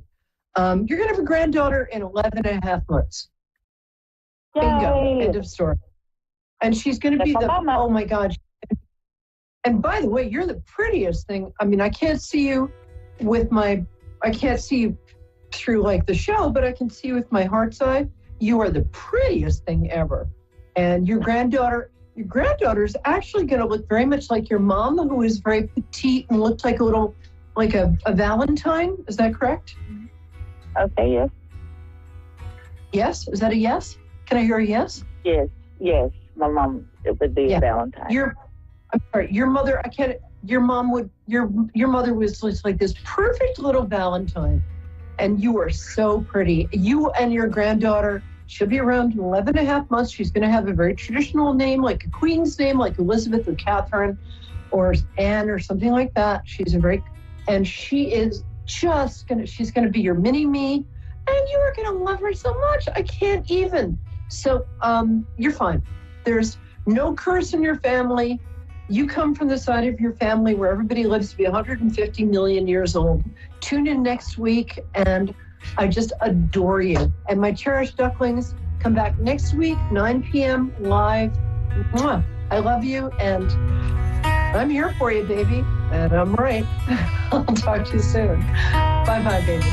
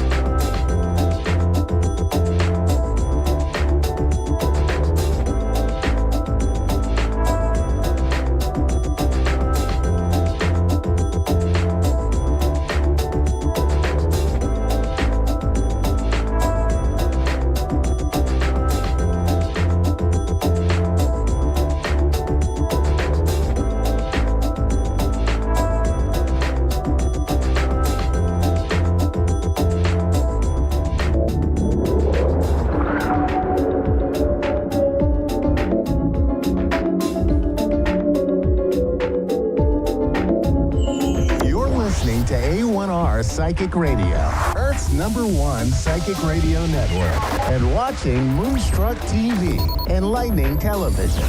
Welcome. Time for astrology and psychic readings with Lady D. Lady D. Live from LadyDSPsychicParties.com. Connect direct. In North America, dial 888-454-2751. In London, 20-3519-2158. In Sydney, dial 02-8488-3147. Or online, contact us through our Facebook page, facebook.com/psychic radio. Or one of our websites, askoneradio.com or moonstruck.tv. This is Astrology and Psychic Reading on A1R, the Ask One Radio Network. Hi everybody, welcome to Astrology and Psychic Readings with Lady D. I'm your host for this segment, Lady D.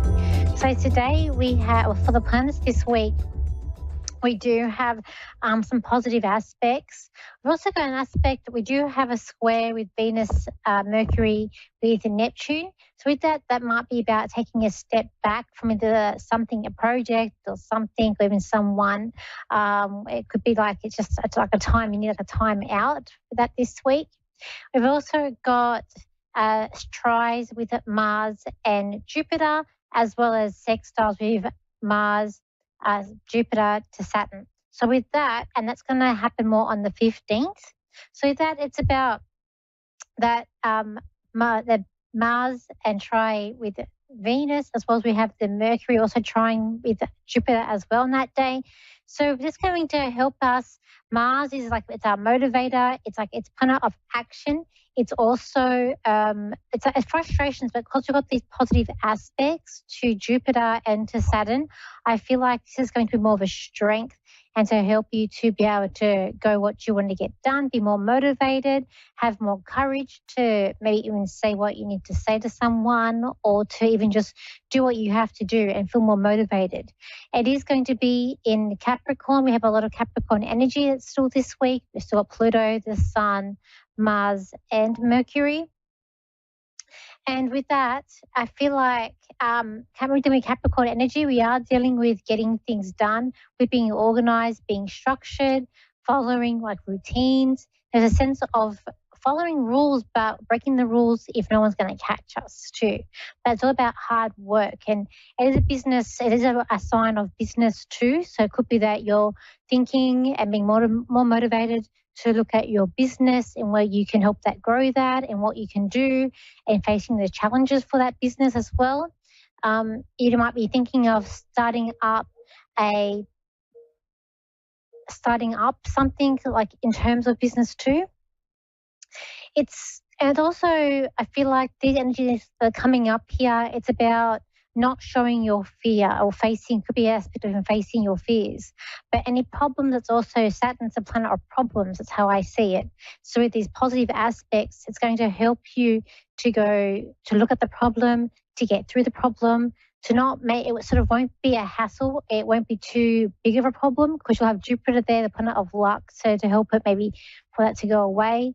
And with that Mars to actually fix the issue, you also with the aspect that's the trining with Mercury there as well, might even help you to think on how you can resolve that issue. So it's going to help you being resilient. It's going to help you to get through these issues. It's going to push you further to get what you need to get done.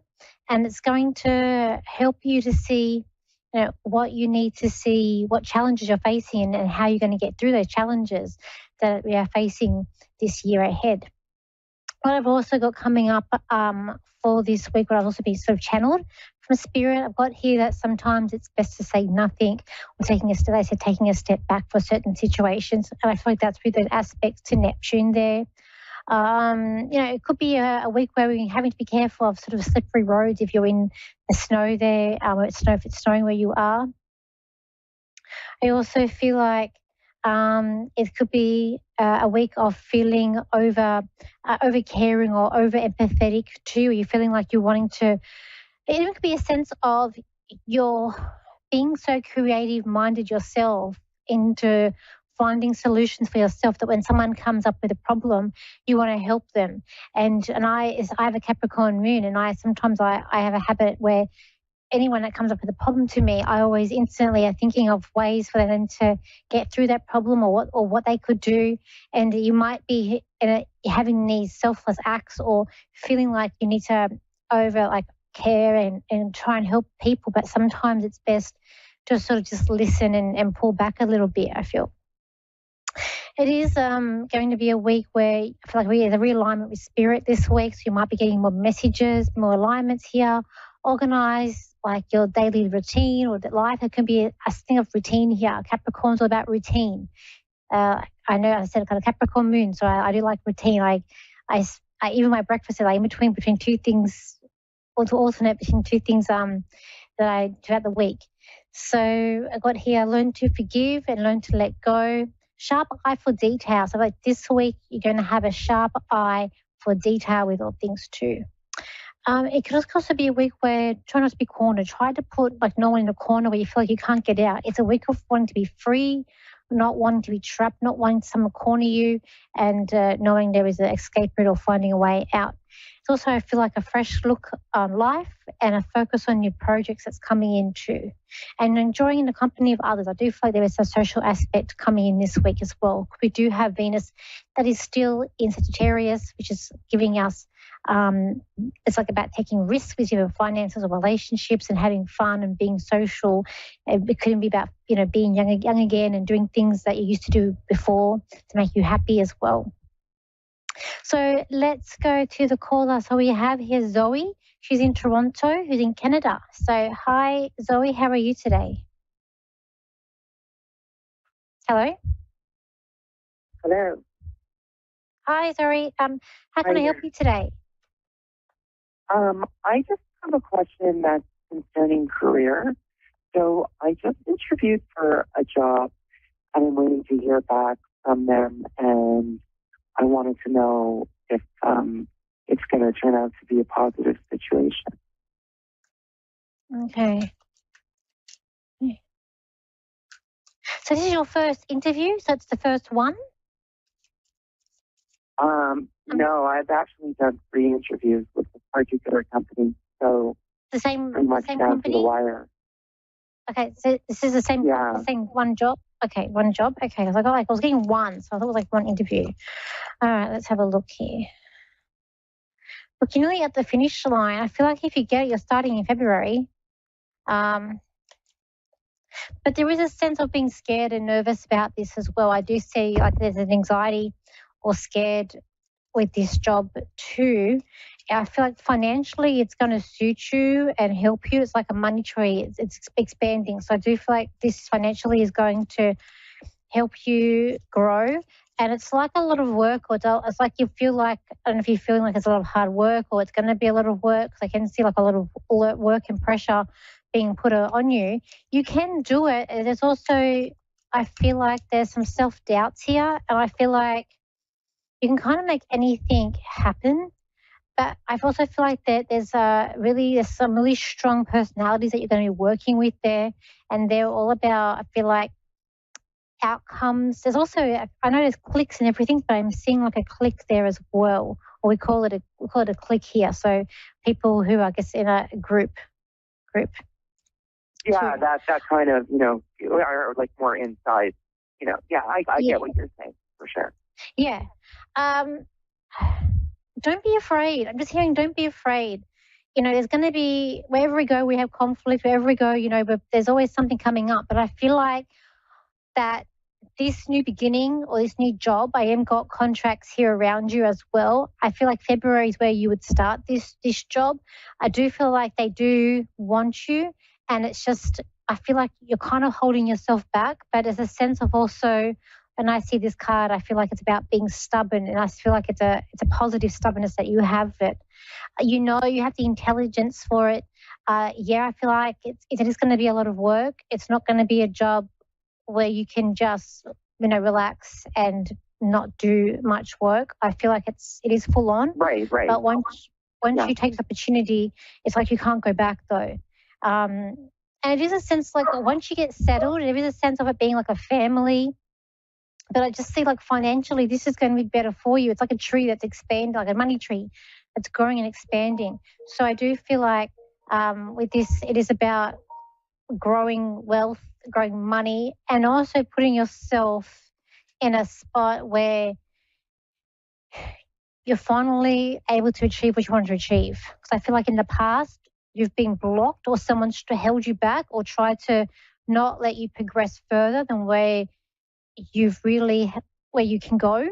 There's been like someone in your way or they're holding you back. Ultimately, I feel like you're going to overcome and it's going to be okay with this job. But I do sense there is a sense of also, as a fight has said, all places that have fightings and, stuff.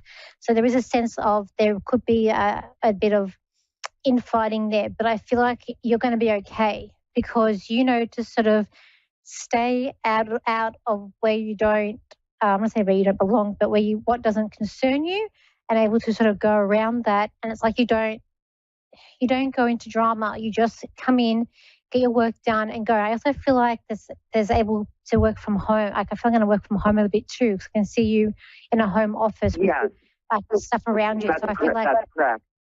So I feel like with that, you sort of can get out of, in the drama, you can be outside. So I get the thumbs up for this job. I feel like it's a stepping stone to something bigger and better possibilities. Is this like a big corporate job? It's a very corporate job. It's with like a financial institution. Okay, because I can see like it's like when I see you where you could go. It's like I see a big boardroom in an office that's like a tall office, like in the city somewhere, and it's like a big board table. And it's like you've got a spot on this board table, in this boardroom, and this table, a fancy boardroom. So yeah, it's that type of environment for sure. Okay, well, I feel like I want to say go for it. Like you've got it all in your head to do, like you've got it all inside to do it, but you're the only one that's holding yourself back. I say go for it. There could be one more meetup to go, maybe it's one more meetup or one more interview, one more thing to go before they give you the contract. Might be one more meetup, or maybe it's one more time before signing the contract. Something about one. Keep getting something about one. So yeah. So I hope I've helped you today. So in summation, it looks very positive. Is how you in the end, yes, I get like it's a very positive cards here, but I get in the beginning, it's about finding your feet and just finding. I feel like when you go in there, you're going to sense what's going on, who's sort of these game players that are in there, but you sort of stay out of it and you go around these any problems that come up. I see you going around it, but ultimately I feel like it is going to be like a family and it will settle down. But I feel like this is a unique opportunity for you too, but you're going to grow. This is going to help you not only financially, but yourself to grow. Yeah, like grow as in career and personal growth and such. Yeah. Okay. All right. Thank you for calling in today, Zoe. Thank you so much. God bless. I appreciate it. Have a wonderful evening. Thank you so much. That's okay. It's okay. So thank you. If you want to contact me for a reading, you can. My Facebook is Lady D Psychic Party. It's the same with my website. My Instagram and TikTok is Lady D S Psychic. And I've just uploaded the other week my predictions for 2024 on my YouTube channel, which you can go and view that at either it's Lady D's channel, but sometimes you have to search up Danielle Psychic to find it. So have a good week, and I'll see you same time, same place next week. So bye for now.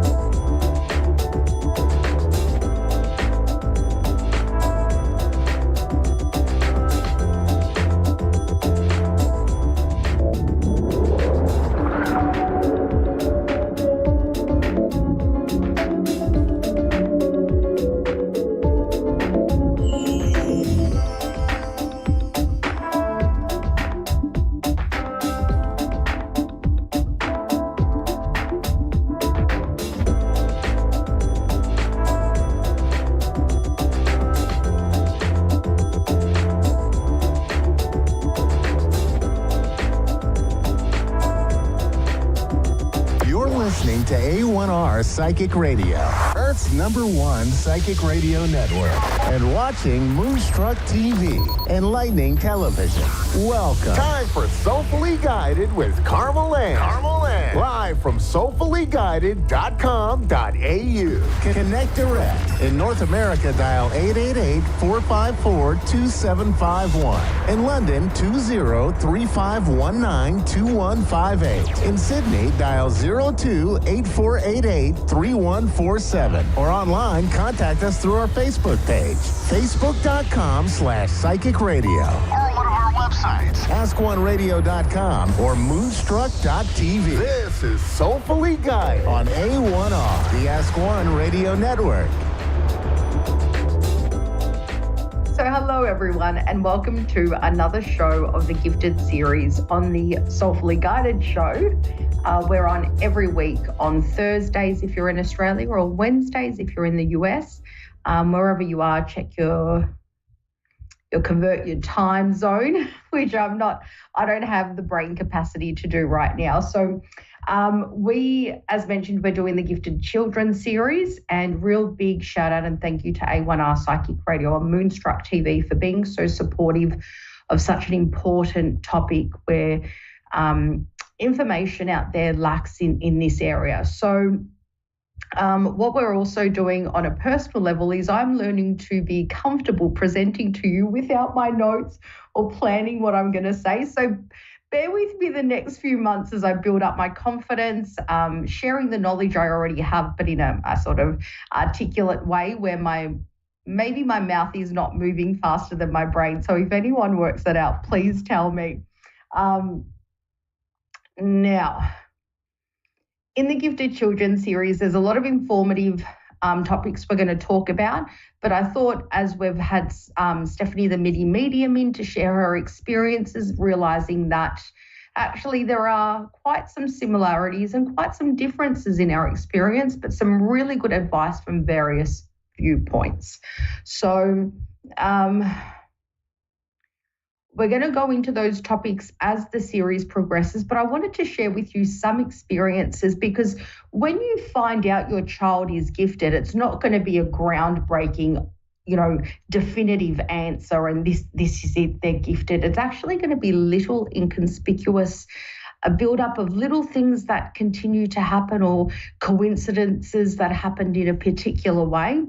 And even so, where I shared in my astral travel show of my experience of astral travel, I said that even though I shut my gifts off, I was close to them, but things still happen. And so today I'm gonna dob myself in. So in high school, I was very respectful, but I was very cheeky. And because I was respectful, my teachers, most of my teachers liked me, except the one that I'm going to tell you about today. So I'm not going to call their name out. They had a unprofessional dislike for me and my mother, but I wasn't very smart in high school. I think trauma and loss shocked the reality and intelligence into me. So in high school, we had this test, and as I said, I didn't identify as intelligent. My teacher saw me, but I thought, no, I don't see what you're talking about. But when I did try, I got an A. But other than that, I was almost barely failing and having too much fun. So this is an experience which I thought myself was a complete fluke and wowed myself. And only now that I'm doing the children's series am I starting to realize what's been happening throughout my life and the stories that unfold. So rather than just give you dry information and knowledge, I want to give you experiences as well that shaped me or other people. So I was terrible at maths. I still am. And we had this maths test. Now, I'm not going to call out my friend, but this story can be corroborate, you know the word, with another person, but I'm not going to call them out either. So we had this maths test, and I don't know what year I was in. I was in high school. So And I copied my friend's exam, like inconspicuously sitting next to her. It was what I thought, well, I was very discreet. But this teacher, this maths teacher who had a very big dislike for me, she thought she had her moment, and she probably did. And this is the funny bit of being psychic, and I wouldn't recommend this to do this for your children or for yourself, even if you are gifted. You'd be talented enough not to have to cheat. But as a child, I just had no way out.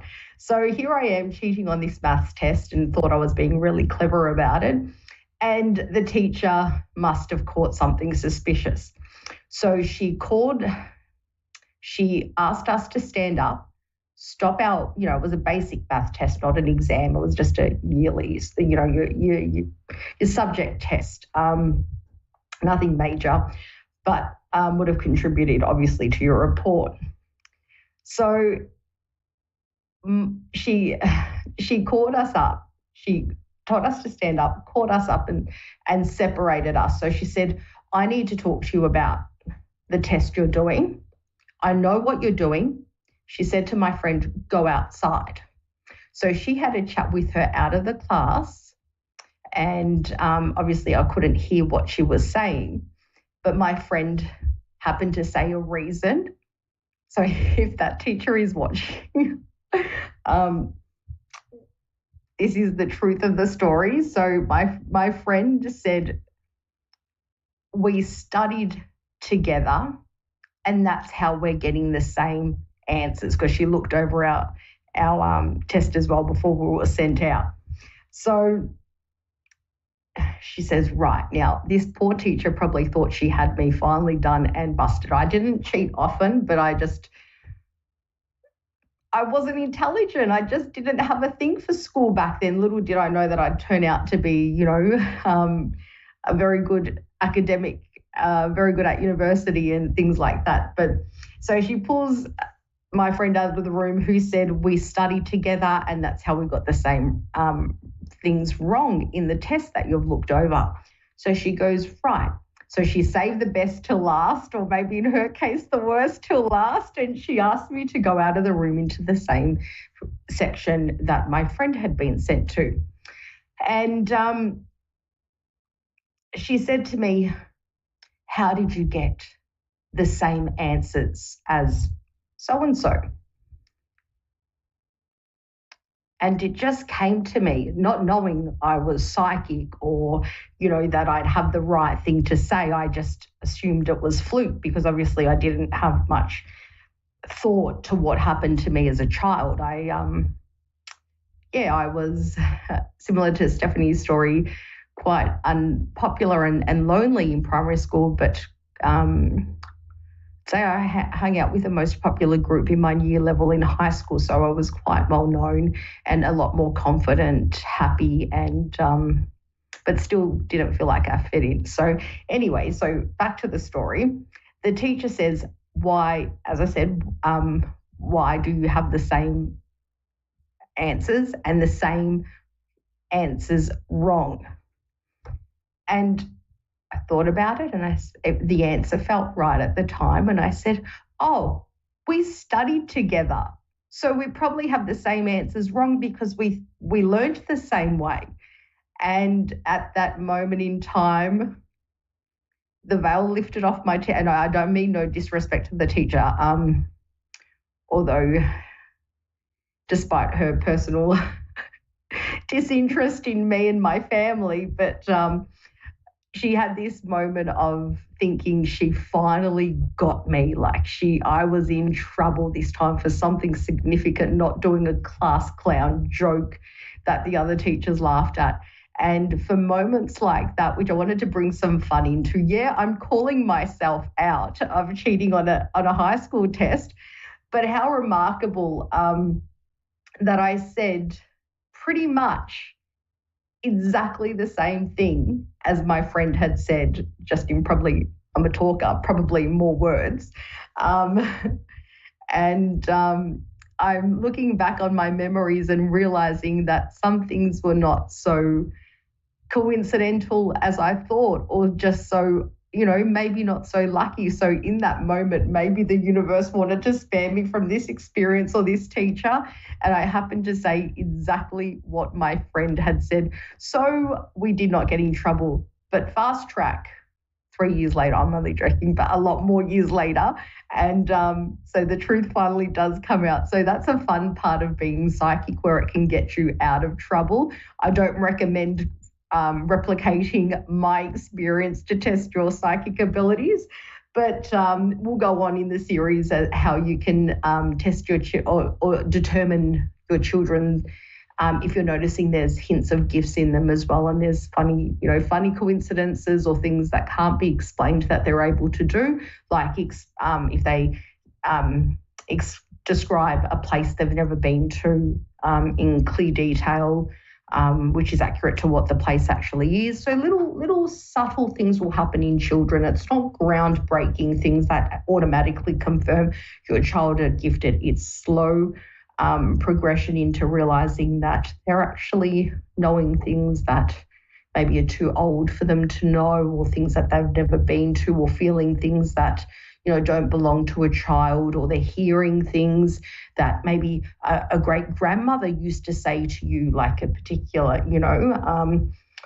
baby doll, or, but you're not going to pick up your child's actually gifted by just saying one word that your great grandmother said to you. It's a series of things that will lead up to it. So hopefully in the Gifted Children series, we can give you a bit of laugh, a bit of education, calling myself out for the things that have happened to me, but also some awareness and some support on how to know where to progress forward, because we don't want to enhance our children's gifts and pressure them to be more gifted, but we want them to be comfortable with who they are, so they don't isolate themselves or think like a lot of us as gifted children, that we're weird. We're scared to create friends if they know what's going on. For our guest that we had on who could see spirits from the other side as a child, so that can really affect your personality development, your learning development, the way you connect with people in friendships that you learn to build early on in your life. So I hope that this series brings that and much more to you as a parent or someone that's interested in learning about this. I'm also going to give some examples about my children, because my 6-year-old holds her empathy in a depleted way, like I do, but my 2-year-old holds it like an absolute boss baby. So understanding the scope of the gift, how to communicate that with your child, but also how to let them be comfortable with who they are. And you don't have to be an expert in spirituality to get this information, and that's why we're doing this show. So yeah, how long have we got to our producer, Dave? So let's see how long we've got. We don't have that long. So please tune in every week and watch this series. If it's going to be beneficial to you, please share it. If it's going to be beneficial to someone else, each week will bring something different, and in between some experiences and stories. As I shared today, my maths cheating experience, who would have believed I'd said the absolute exactly same thing? So as my friend. So if she watches this, she'll know exactly who she is. And good Lord, I hope my old teacher doesn't see it. So thank you everyone for tuning in. We'll see you next week, and I look forward to it. Same time, same place.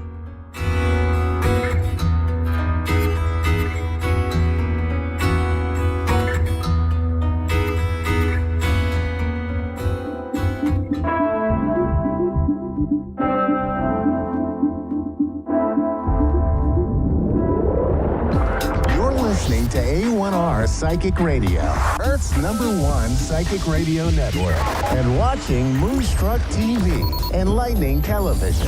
Welcome. And now, Reverend Elliot's Magical Window with Reverend Elliot. Live from magic-works.com. Connect direct. In North America, dial 888-454-2751. In London, 20-3519-2158. In Sydney, dial 02-848 488-3147. Or online, contact us through our Facebook page, facebook.com/Psychic Radio. Or one of our websites, askoneradio.com or moonstruck.tv. This is Reverend Elliot's Magical Window on A1R, the Ask One Radio Network. Greetings, fellow seekers of truth, wisdom, and light. This is your friendly neighborhood esoteric practitioner, Reverend Elliot, coming to you live tonight from the city of New York. The Ask One Radio Network spreads me across the globe and right into your home. As I shuffle up the cards, we're going to be doing an hour of readings, well, a little less than an hour, deducting the time that I'm going to babble for a little while first. I get in the habit of doing that. I guess it's worse when I miss a couple of, like a month of shows, you know, and then I come back on and it's like pow, and the next thing I know the show is over and I've been babbling away. But hey, you know, it's a new year. And nothing has changed so far. We have still political scandals rocking the world. What a shock, you know, the new stuff with the classified documents. Boy, there's something I didn't expect. And a congressman who was elected even though he only told lies. Now, there's a new one for you. I mean, this is a guy who never told the truth about anything, and he got elected. What kind of message is that going to be? I understand stretching the truth a little bit. You know, this one says she's a Native American. That one says he was a war veteran. And, you know, they stretch it a little bit. You know, I was talking to Albert Einstein about that just a few weeks ago. No, wait a minute, that couldn't be. But I'm floored by somebody who... you know, I often wonder if these people even think they're going to win when they do something so bizarre like that. Because here's a guy who did nothing but lie. He's a congressman here in the New York area. He told lies about everything. Everything he said about himself was fake. My question is, so what? You know, I mean... he says he graduated from Brandeis University and he never went there. Well, what if he identifies as a graduate from Brandeis? Isn't that the thing now? Whatever you identify as, you are, you live your authentic life. Maybe that's what he was doing. But this is, you know, there used to be a saying, don't steal anything small. If you're going to risk going to prison for theft, go for the big time, you know. Which is kind of, to me, silly advice, because I don't believe in stealing. But the idea that somebody could actually do nothing but lie and still be believed and be elected, that's remarkable. I mean, we just, you know, people feel disappointed when the elected official they find out was lying about whatever their record was, you know, and then we find out that it wasn't true, and then it's sad. We feel let down. Why, I don't know. But could you imagine that? I mean, how could you live like that, knowing that every single thing you say, and everything you have told people, your whole life story, you just made it all up? I mean, that's remarkable. And now there's nothing they can do about this because there's no mechanism to remove him. And you certainly, who among them is going to cast the first vote, to paraphrase a biblical expression, to oust the guy for lying? When, let's face it, they all stretch the truth a little bit. But to deliver nothing but lies, I mean, I'm flabbergasted by this.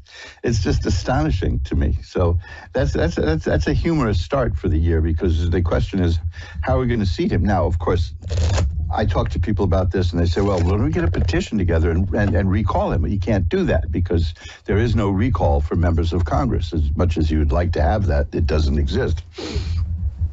You just have to go with the flow with this guy.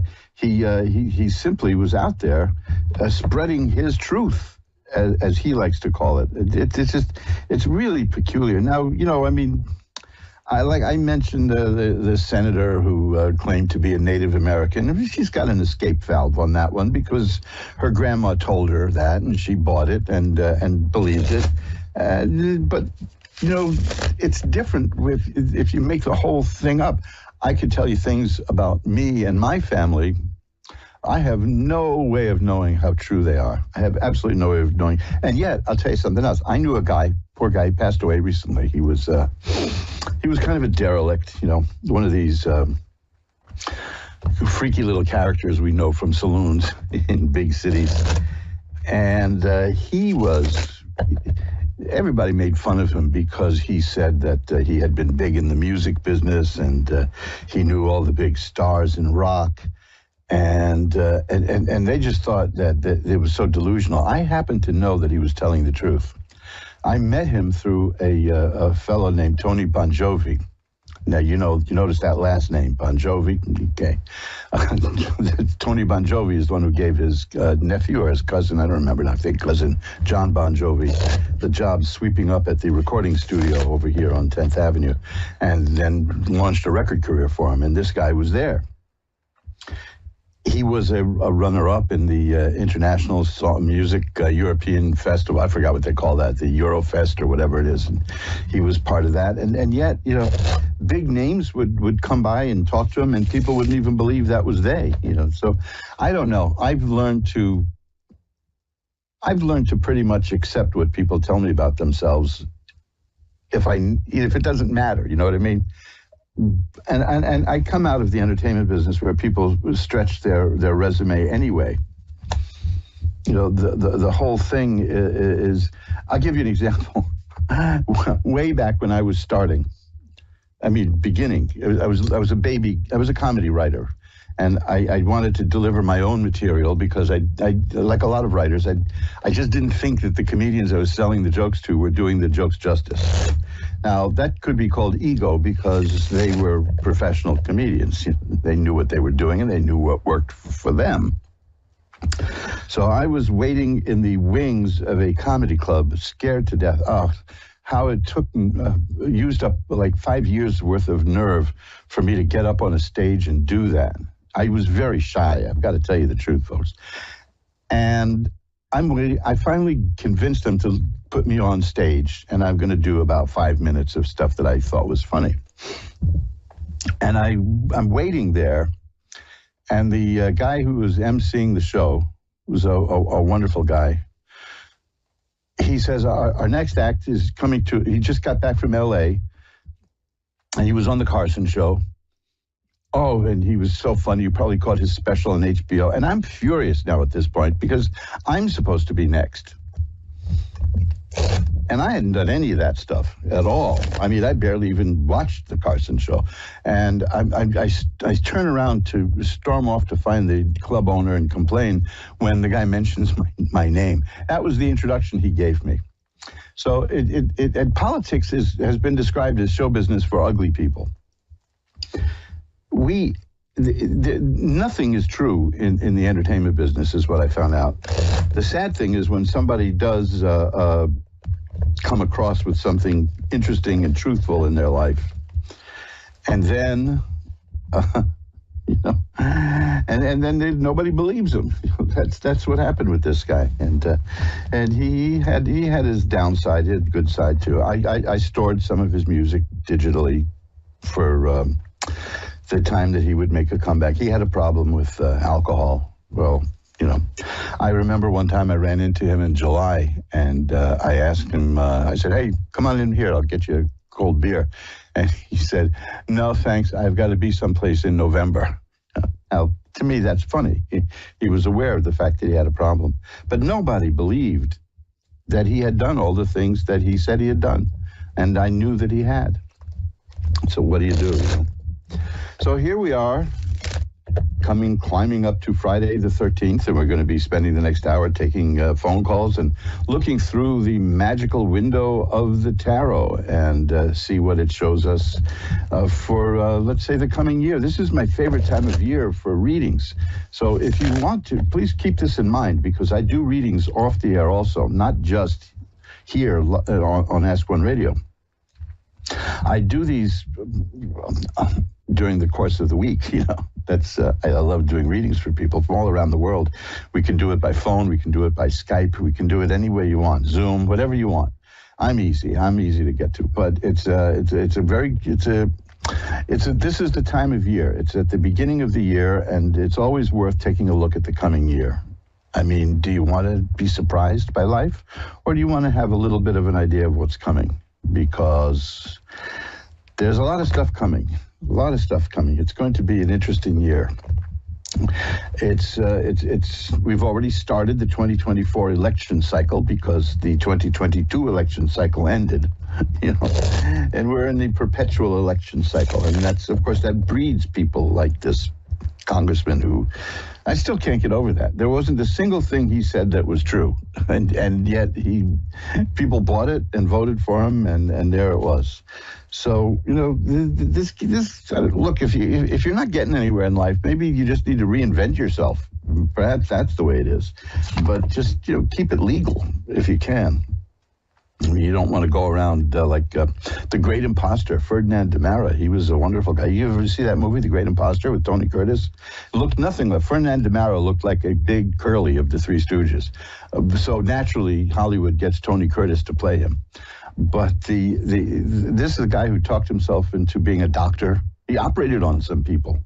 This is a guy who was the assistant warden of a prison. He didn't know what he was doing. He just, he parlayed a photographic memory and a gift of gab, and hell, people believed what he said because people want to believe you, and that's the thing. That's one of the lessons in life. Whether you're in politics or show business or just trying to sell, let's say you got a job that involves talking to people and selling. The one lesson I learned is that people are rooting for you. They may seem resistant to you, but they want to like you. They want you to like them too.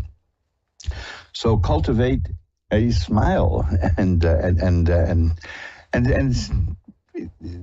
again, you see, I'm this is rare. I'm literally flabbergasted and speechless. Because I'm still thinking, I'm sitting here talking, and I'm still in the back of my mind, I'm thinking that there's a guy now in Congress who's going to be paid $180,000 a year to talk, and it's turned out that nothing he says is true. This guy's got a future. I don't know if it's behind bars or what, but he's got a future. I mean, my hat is off to a guy like that. It's like the Ponzi scheme guy, Charles Ponzi. That's where, for those of you who know what a Ponzi scheme is, it's an investment scheme where I talk you into giving me $10,000 as an investment, and then I talk somebody else into giving me $10,000 as an investment. Then I take $5,000 of your $10,000 and give it to that other guy and say, look at that, I just got you 50%, and then he rolls it over, and sooner or later the whole thing's going to fall apart. It has to fall apart. I mean, it must fall apart. That's the flaw there. But until it does, there used to be unlimited opportunity. If you could spot one, if you could get in on the ground floor, you'd make money. But now, of course, if you make money in a Ponzi scheme, even though you're an innocent participant, the government will take it from you and spread it among the people who got robbed, which I guess that's equitable. I have no idea how that works, but I don't go out looking for Ponzi schemes because you'll end up, living under a bridge. There's a lot of them out there. I did a screenplay years ago for a producer who wanted to do a movie about a mobster who puts his son through Wall Street training school, business school. He puts the kid through business school, and the kid gets a job on Wall Street. And during the course of the film, he finds out that these people are bigger crooks than his family. And then he turns the tables on them. But I learned an awful lot at that point. I did my research. As a good screenwriter, I went and did research, and I found a guy who was a broker. He went and he was very happy making, this was in the early 90s. He was very happy making about $150,000 a year. And his friends, all of his friends from business school, he said, used to laugh at him because he was making the least amount of money of all of them. And then he said, but on the other hand, I'm the only one in my graduating class who didn't go to jail. So you see, honesty can be the best policy. Puffery, the Supreme Court has ruled that kind of lying is okay. That's, if we got rid of all lying, we'd have no advertising. It'd be no more. Now, that's not such a bad idea, but there you go. But keep in mind, I'm still stunned by this because here I am dealing truth and light, and here comes a guy down the pike who completely ignores truth. and gets rewarded for it. Of course, everybody hates him now, but he's smiling because they can't take it away from him. I guess they can isolate him, but, there's something going on there. I just want to see where this guy ends up. That's all. Well, we'll shuffle these up now, and that's enough for that for now, because frankly, I am still speechless. I finally found what can render me speechless, which is something chutzpah doesn't even cover it. This guy it's just tremendous. If you asked him what time it was, he probably wouldn't tell you the right time. But unlike me, I'll tell you the right time. It's just 1:45 Friday the 13th right now. So we're moving into Friday the 13th territory, and folks, it's been one of those days for me. And I'm so glad that I'm with you, because this is the highlight of my week. And that's not a put down. I mean, that doesn't mean my week is bad. I just get so much energy doing this show.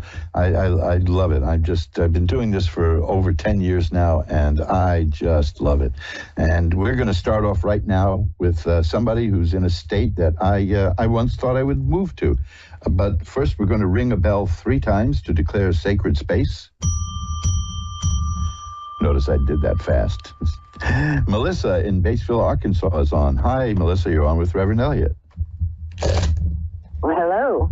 So you Hi, talking how about are you? living here, huh?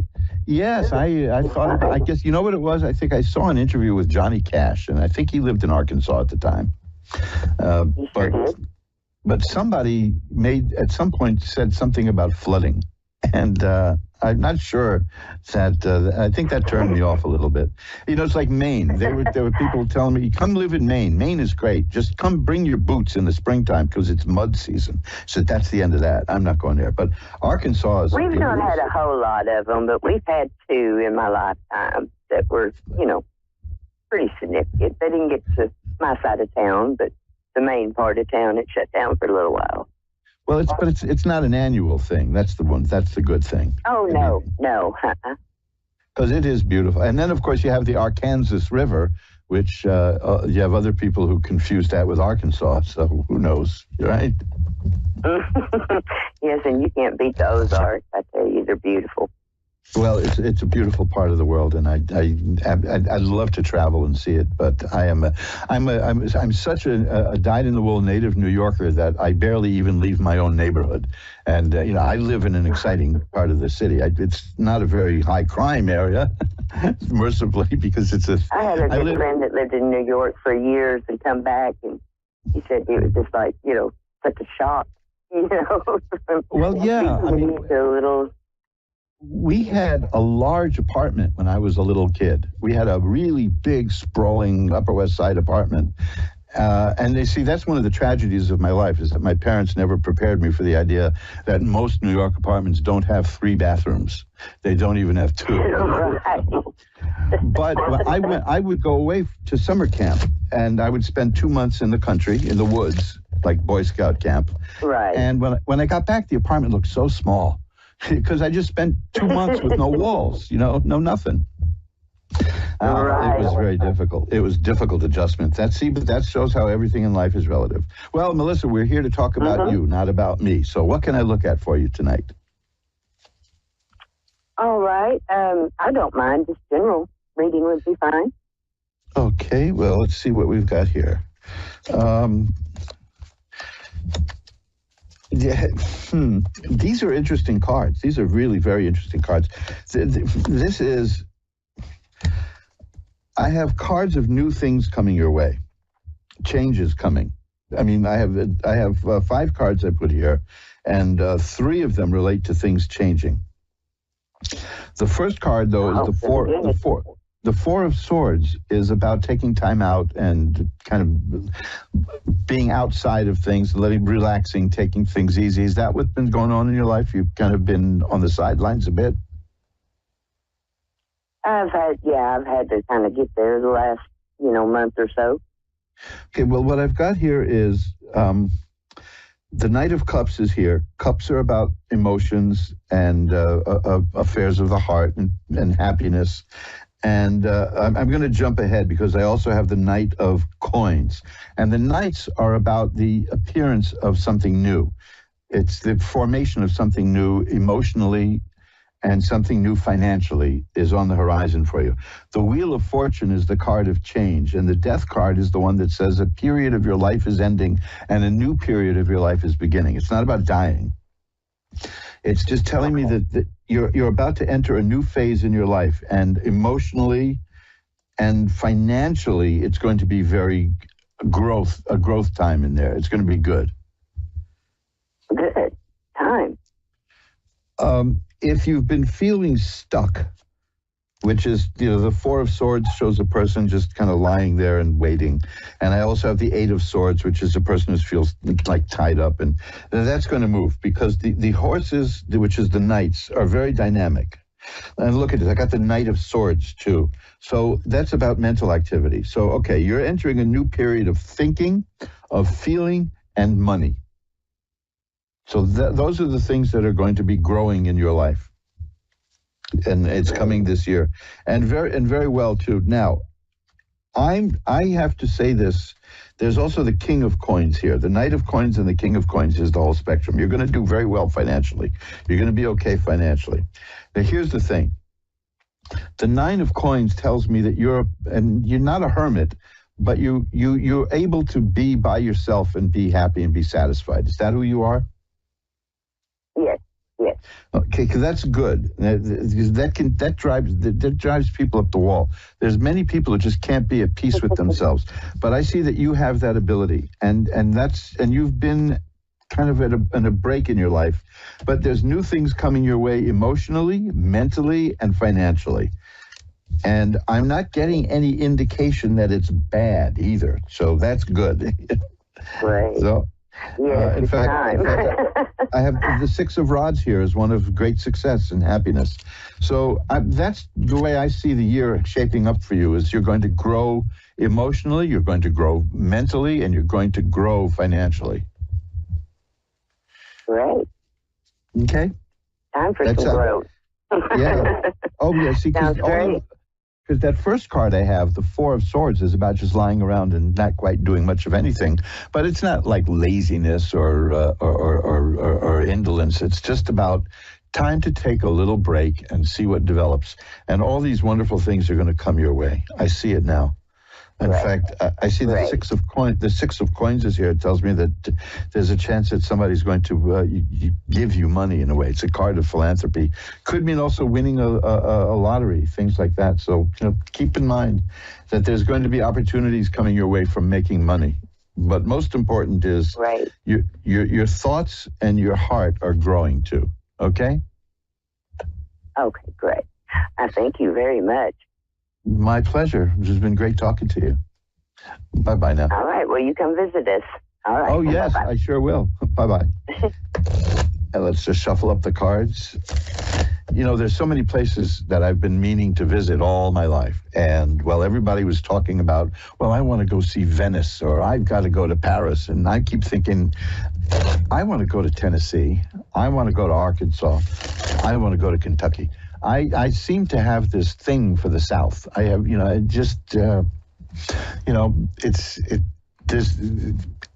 Tennessee, I keep thinking of Jack Daniels, or is that Kentucky? Tennessee is not. Kentucky is the bourbon state, right? And then Tennessee is the Jack Daniels state. Arkansas, I don't know. What do you got there? Moonshine? I love that too, man. I knew a guy who ran moonshine from down in the South up here to New York City. And his biggest customer route along the way was Washington, D.C. This goes back many, many years. So I think the statute of limitations has expired. But moonshine, that is some heavy-duty stuff. Vladimir in Brooklyn, New York is on. Hi, you're on with Reverend Elliott. Yes, hi, how are you? I'm doing well. How are you tonight? I'm okay. So I was just wondering what's ahead for this year for me. Okay, I'm going to shuffle them up again and take a look. I don't get many calls from right here in Brooklyn. I'm just across the river. I'm just off Times Square. So let's see what we got here. Well, there's some interesting spiritual stuff coming. Are you a spiritual person in many ways? Yes. Okay. Now, that's an easy one to ask, by the way, because you're calling a show with people who do this kind of stuff. But I'm not putting that on. It's the high priestess I got. The high priestess is the person who can see behind the veil, who is very close to spiritual matters. There have been some changes in your life. I see that there are things that weren't working out, and you've been leaving that behind and moving to new things. Is that true? That is true. Okay, now that's going to work out very well for you, because the next card I have, that was the Eight of Cups. That's a person who is putting behind him the stuff that isn't working and going towards stuff that is working. And the next card is the Sun. The Sun is a card of healing and health and growth and happiness. The Seven of Rods is here. That is a person who can sweep away all obstacles and can get what he wants. Now, the Seven of Cups is here. That's a person of great imagination. Sometimes people don't like that card because it's of unfocused ideas, they say. But I prefer to have more unfocused ideas than have no ideas at all. And because you can always pick one and work on it, or pick two or three. But your imagination is going to lead to some career opportunities for you, because that's the Ace of Rods here. You're going to be finding work in something that puts your imagination and creativity to use. Is that the kind of thing you're looking for? Oh, yes, absolutely. Yes, I can't wait for that day. Well, what I see is you're going to get it here. It's coming. And it's the Empress is here. That's a card that is about making things grow and making things happen. And the Tower Struck by Lightning is here. Now, that's a fascinating card. And I have another card right after it, because a lot of people think that that's bad news. The Tower Struck by Lightning is neither good nor bad. It's just about the sudden change appearing, and the nature of the change is in the next card, which is the Ten of Cups. That means you're going to be very, very, very happy with the change. So this is the year, I think, that the things that you've been working for and the things you've wanted, you're busy improving yourself. That's the 8. That's the one where you're walking away from what isn't working to what is working. The imagination is going to come into play. The Ace of Rods is the new business opportunity that you're going to have because of your creativity. The Sun is the success you're going to have, and the Tower Struck by Lightning tells me that the change is going to come suddenly, and you're going to be very happy with it. So this is going to be a pivotal year for you. It's going to be very exciting. You know, the things that you've been imagining, because there's a lot of imagination in these cards. Behind the veil, the cups, there's a lot of imagination there, and the things that you've been picturing and imagining, you're going to get. It's going to be within your reach, and I think you can close the deal. See, you can never say it is going to happen or it isn't going to happen, and that isn't just like a cop out because I don't want to mislead you. But what I'm saying is you will have the opportunity to do these things, and you're going to make the right choices because you're doing it. You're on the right path. Here's the Six of Rods. You're going to be successful and succeed, and the Six of Rods carries more than just success. You'll be recognized for your success. So this is it. It's all the stuff that you've been waiting for and working for it's just around the corner for you now. You're going to have a very exciting year. Thank you. I'm truly grateful for your insight. Thank you. Thank you. Well, thank you for calling. And remember, this is all your work. These are your cards. Let me give you one last thing, because it's important here. I have this 10 of Swords here. That is an important card. If there's been bad things in your life, bad times, this card means they're over, and that you're moving away from that. And it shows a person who has been beaten down a little bit, but will get up and we'll go on. So the bad stuff is over, is what that means. Keep that in mind, okay? Okay. Thank you again. Thank you for calling. Bye-bye now. I really love these positive readings. And of course, you know, we've all been trained by movies to say, oh, look at that. A stranger read my tarot cards and I'm going to die. You know, that doesn't happen. You know, that just doesn't happen. I've been reading these cards for decades, and only once did I see something like that. Only once. And it was quite obvious. It almost never happens, because I believe that things work out for people who seek tarot readings because these are people who know how to ask for help. And that's the first step towards getting help, is asking for it. You know, you ask the universe for something and it'll give it to you. It may not give it to you in the way you want. This is the thing with love spells, for instance. I have a thing about that at my website, magic-works.com, magic-works.com. Take a look at that page sometime. It's there's like 100 and something pages there. It's all easily indexed at the top of the homepage. But it is, those are black magic. If you're going to do something like that, what you're doing is controlling another person's feelings, and that's wrong, and that is never going to work out well. It is never going to work out well. And I have a couple of stories in there about things like that you may find fascinating. I'm just teasing the website a little bit. Go check out magic-works.com. There's loads of stuff there, show you not just what I can do for you as a practitioner of the esoteric arts, but what you can do for yourself. That's where the real power is. Who's got the power in your life?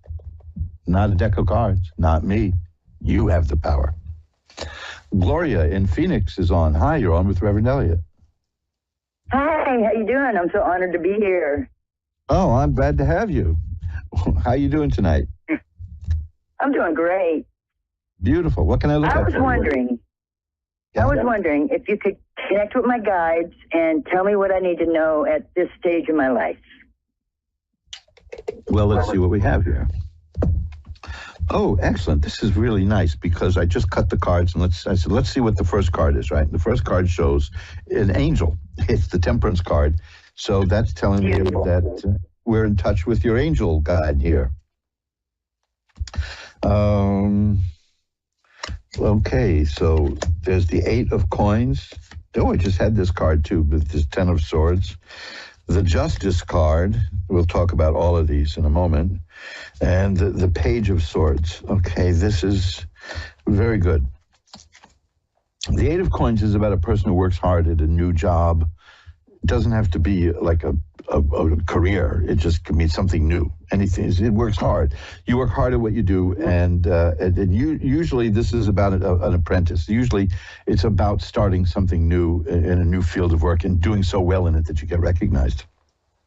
That makes sense. The 10 of swords that I had earlier for somebody else I have here for you, which is the worst is over. You've been through some bad stuff, to use a euphemism, and that's over. Justice, the Justice card.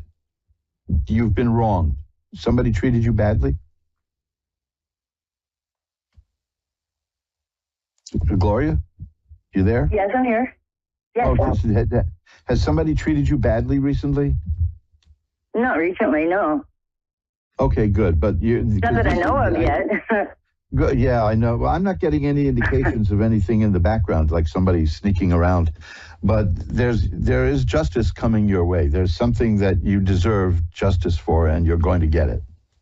I mean, okay, I don't mean it in the sense that, oh boy, are you going to get it? You know what I mean? Right. I hope not. No, you're going to get justice, the justice that you deserve. Something's come up in your life that wasn't fair, and it's going to be rectified. And the Page of Swords is here, which is good. These are all very good cards. I see an independent person, a person who can, let's see, I'm getting so many cards that I got earlier too.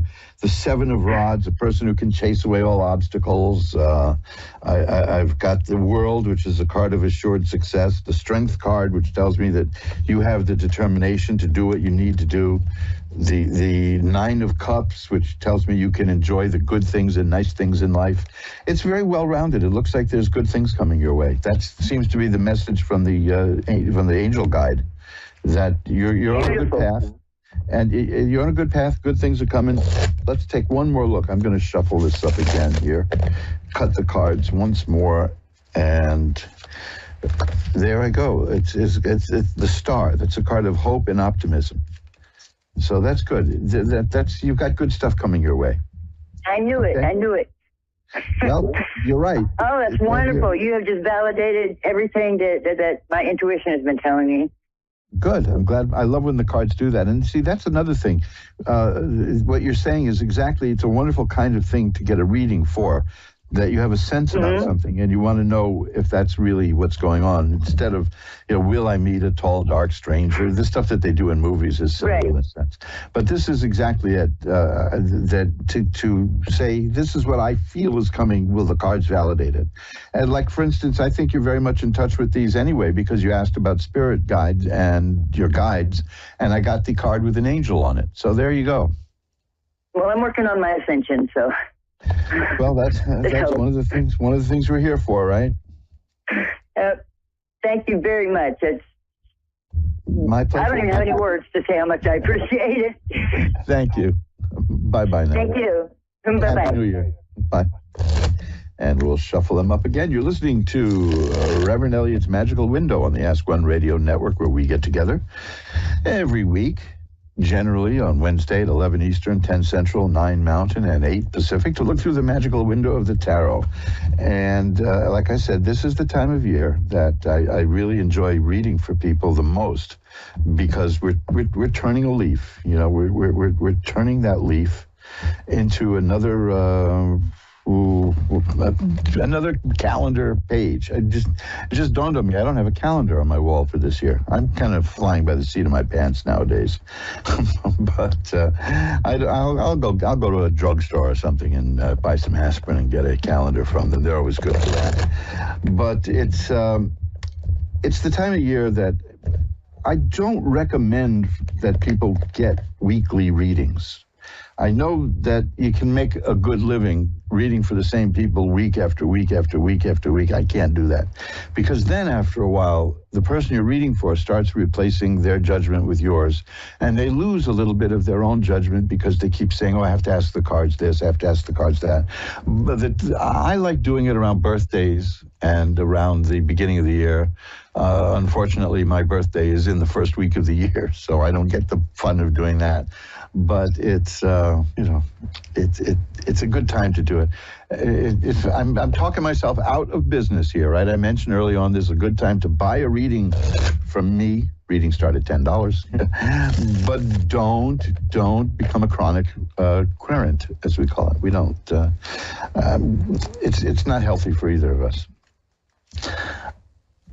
You can learn more about what I do at magic-works.com, magick-works.com. And specifically, if you're interested in tarot and you want to do this too, I'm holding these cards in my hand now, but you can hold cards in yours. Check out my book and CD set called Reverend Elliot's Magical Window. I know people don't use CDs that often now, but this comes with a set of, this comes with a CD that has actual readings illustrating points in the book. And it'll tell you how to look at the cards and how to work with the cards and give you an indication about what cards can do and can't do. And then it's also got a reprint of a 19th century tarot book in there. That's one of the best for teaching you the meanings of the cards. But there's so much more to it than that. And I called the book Reverend Elliot's Magical Window, which is the same as the show, because you guys out in the audience there, you inspired me to write it. And it's dedicated to you. Catherine in Denver, Colorado is next. Hi, you're on with Reverend Elliot. Hi, Reverend Elliot. Thank you for taking my call. Oh, that's what I'm here for. That's what I'm here for. Great. What can I look at for you? I'm interested in career and finances and my love life. Okay, just those things, right? Those few things, those little unimportant things. Yeah, those things are kind of paramount for me at the moment. Let's take a look. The first thing I've got is a card of cups, and cups are emotion and romance. And then I've got a Knight of Rods, which rods are career. And then I've got coin cards here, all kinds. These cards are covering the gamut here. Oh, wow, those three pulled up, that's amazing. Yeah, what's coming up here is, the first card is the Queen of Cups. And that means that something is taking shape with you in terms of emotion and feelings and romance. Is there something new going on in that field with you? No, I've been in a relationship for almost 4 years, but we're separated not like in a negative way, but this month by location. Okay, well, I'm really well, the Queen of Cups is, I don't know how to, this is silly. I mean, I don't know how to explain it. I was going to say in this context, but of course it's my job to explain it. I should know how to explain it. It's about, the feelings are still developing. The feelings are growing. This is why I ask if it's relatively new, but a few years is not particularly new. But your feelings are still growing in this relationship. The moon is here, which is about the unconscious mind, and it's a message generally to pay attention to your dreams, and you can get some information from your dreams. Do you keep a dream book or a journal like that? I don't. I very rarely remember any dreams, to be honest. They say that's the whole point with a dream book. It's bizarre. It's one of those weirdest things in life is that you and I wake up from a very vivid dream, and then a half hour later, I don't remember it at all. I just know I had a dream. But if you can keep a book by your bed and start writing down what you dreamed as soon as you woke up, you can keep it that way. And this is saying that you may benefit from that. I will say, my feelings are huge. Like, I'm deeply in love. He's the love of my life, but I'm trying to see if his feelings are going to develop. You're going to see what? I didn't catch the last part. If his feelings will develop more deeply again. Well, let's see what we've got. You want me to take a look at that? Yes, please. Thank you. Okay. I'll shuffle them up and take another look at that. Okay. And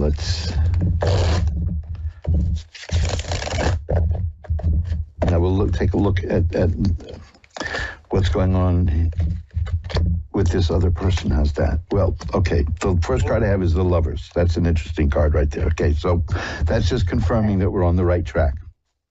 There's a couple of cards that I've had before today. It's the Seven of Cups. This is a person of great imagination, but unclear.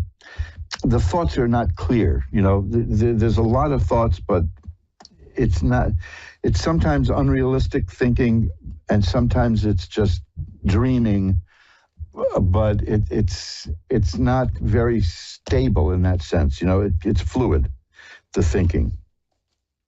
Sure. Emotionally speaking. The Page of Cups. The Page of Cups is about. It's almost the direct opposite of that. The Page of Cups is about the emotions solidifying.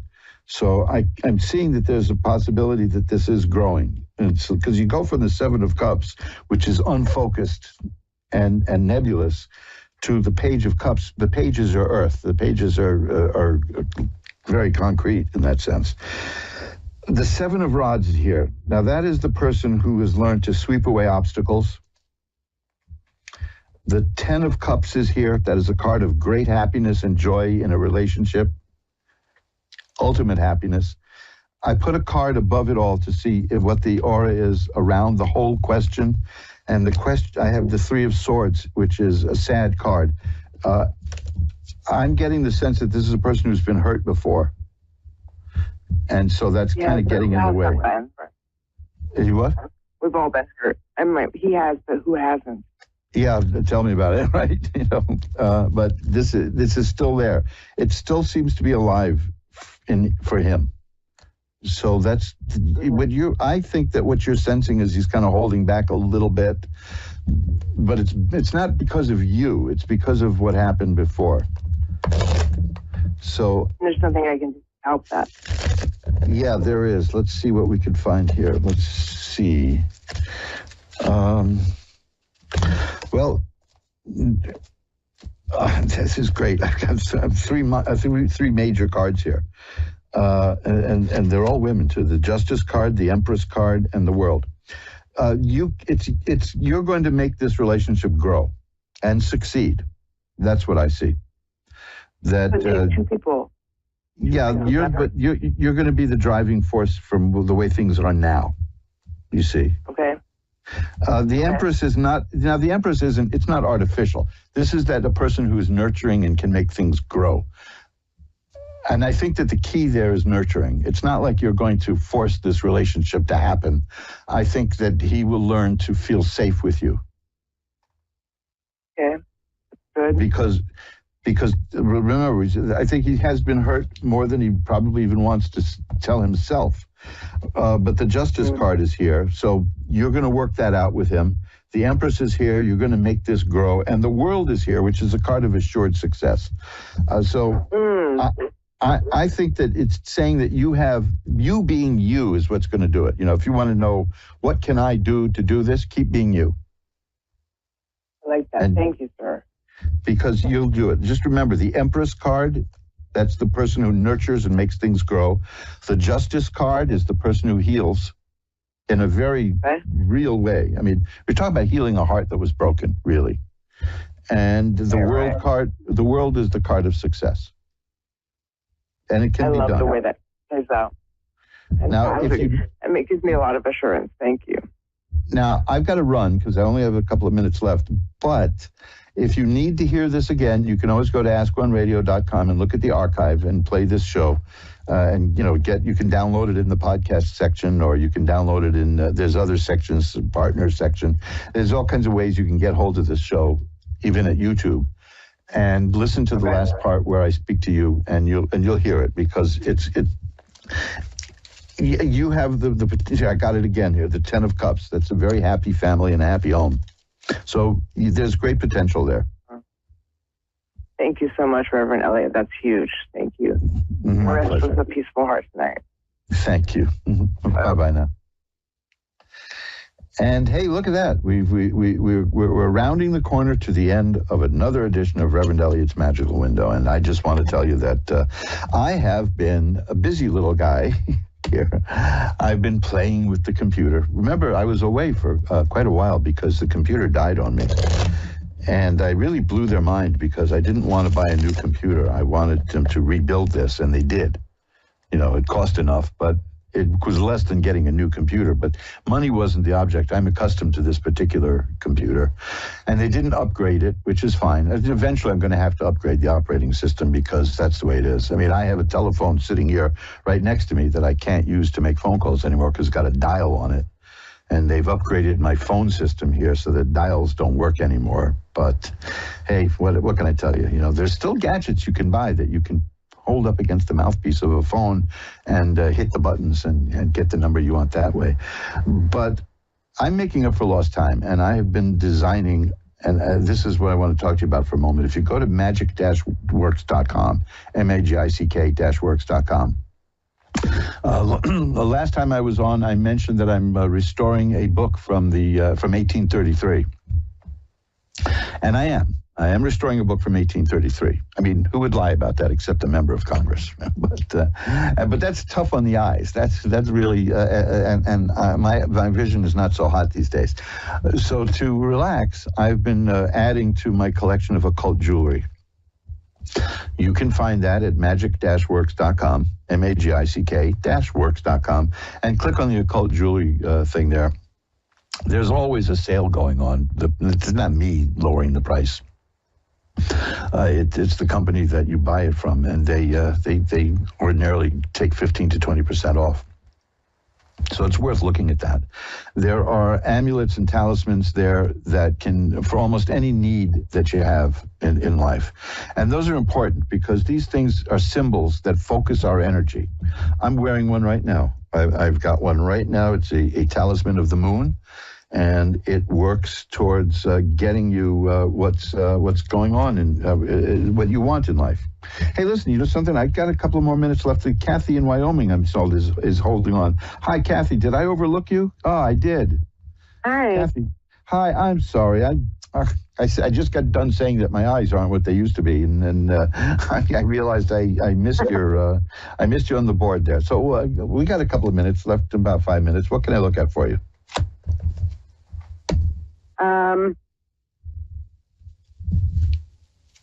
So I'm just kind of wondering if the guy that I've been talking to, if he is a good match for me. Okay, let's see.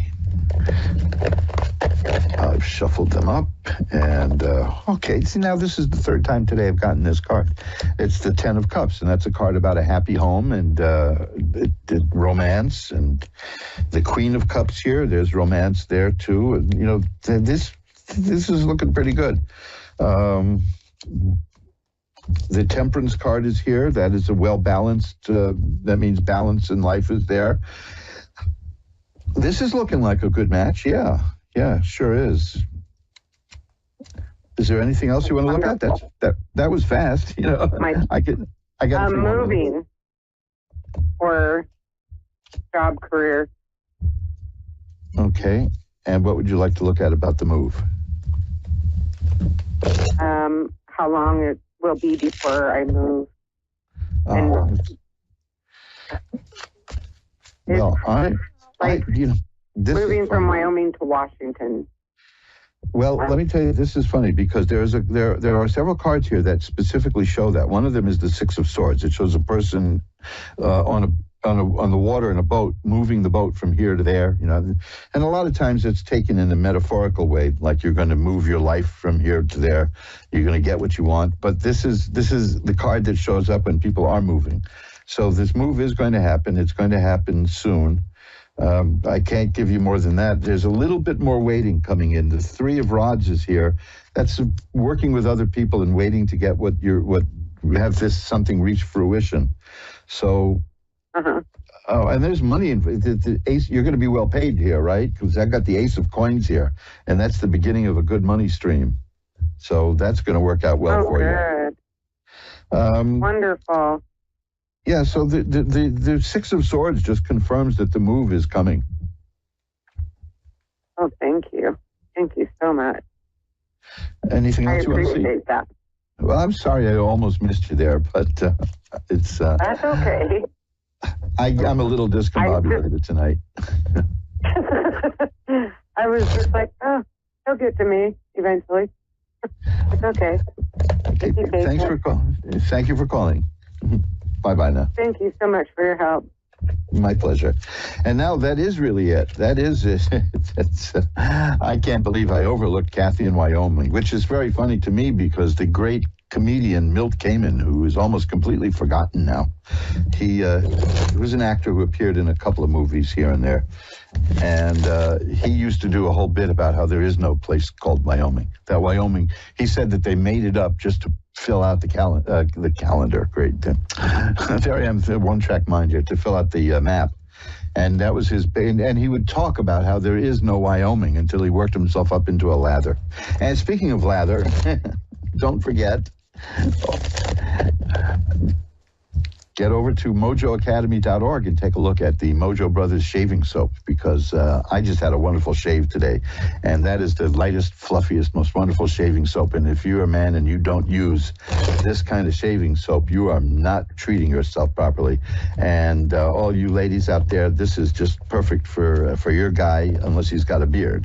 then forget it, you know. But I strongly suggest that you go over to mojoacademy.org and take a look at the Mojo Brothers shaving soap, because it is, it's really the, look, we sell it, but it is, I use it. I use it because it's the fluffiest soap I've ever encountered, and it makes shaving so much easier and more pleasurable and sensual instead of just a chore. So the website for that is mojoacademy.org, where you will find many books, and hopefully coming soon will be this book from 1833 on the nature of solitude. I sit alone and I work on a book about solitude. Isn't that kind of symbolic? That is, I feel like an old-fashioned scribe. But that's the way it goes. We like to say there is a book there that will change your life at mojoacademy.org. And magic-works.com, MAGICK-works.com. There's well over 100 pages of magical lore and things there, movies to see, all kinds of stuff linked there. I'd urge you to take a look at it, because you'll have a good time there. And you'll learn a lot of stuff that you can do for yourself magically. Magic is nothing to be afraid of. Human beings have been doing it for thousands of years. In fact, anthropologists would argue that is what made us human, was being able to recognize and see and use the magical arts. So it's all laid out there at magic-works.com, MAGICK-works.com. So, from the heart of New York City, high above, well, high above what? 10th Avenue, right? This is Reverend Elliot, and I will see you again next week. And until then, remember, who you are is the universe's gift to you. Who you become is your gift back to the universe. Bye-bye now.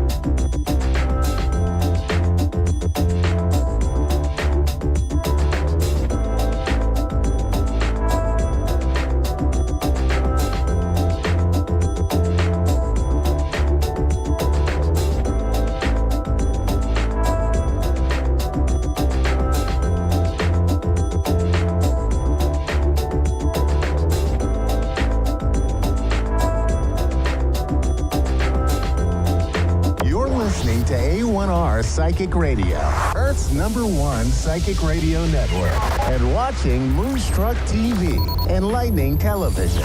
Welcome. And now, Reverend Elliot's Magical Window with Reverend Elliot.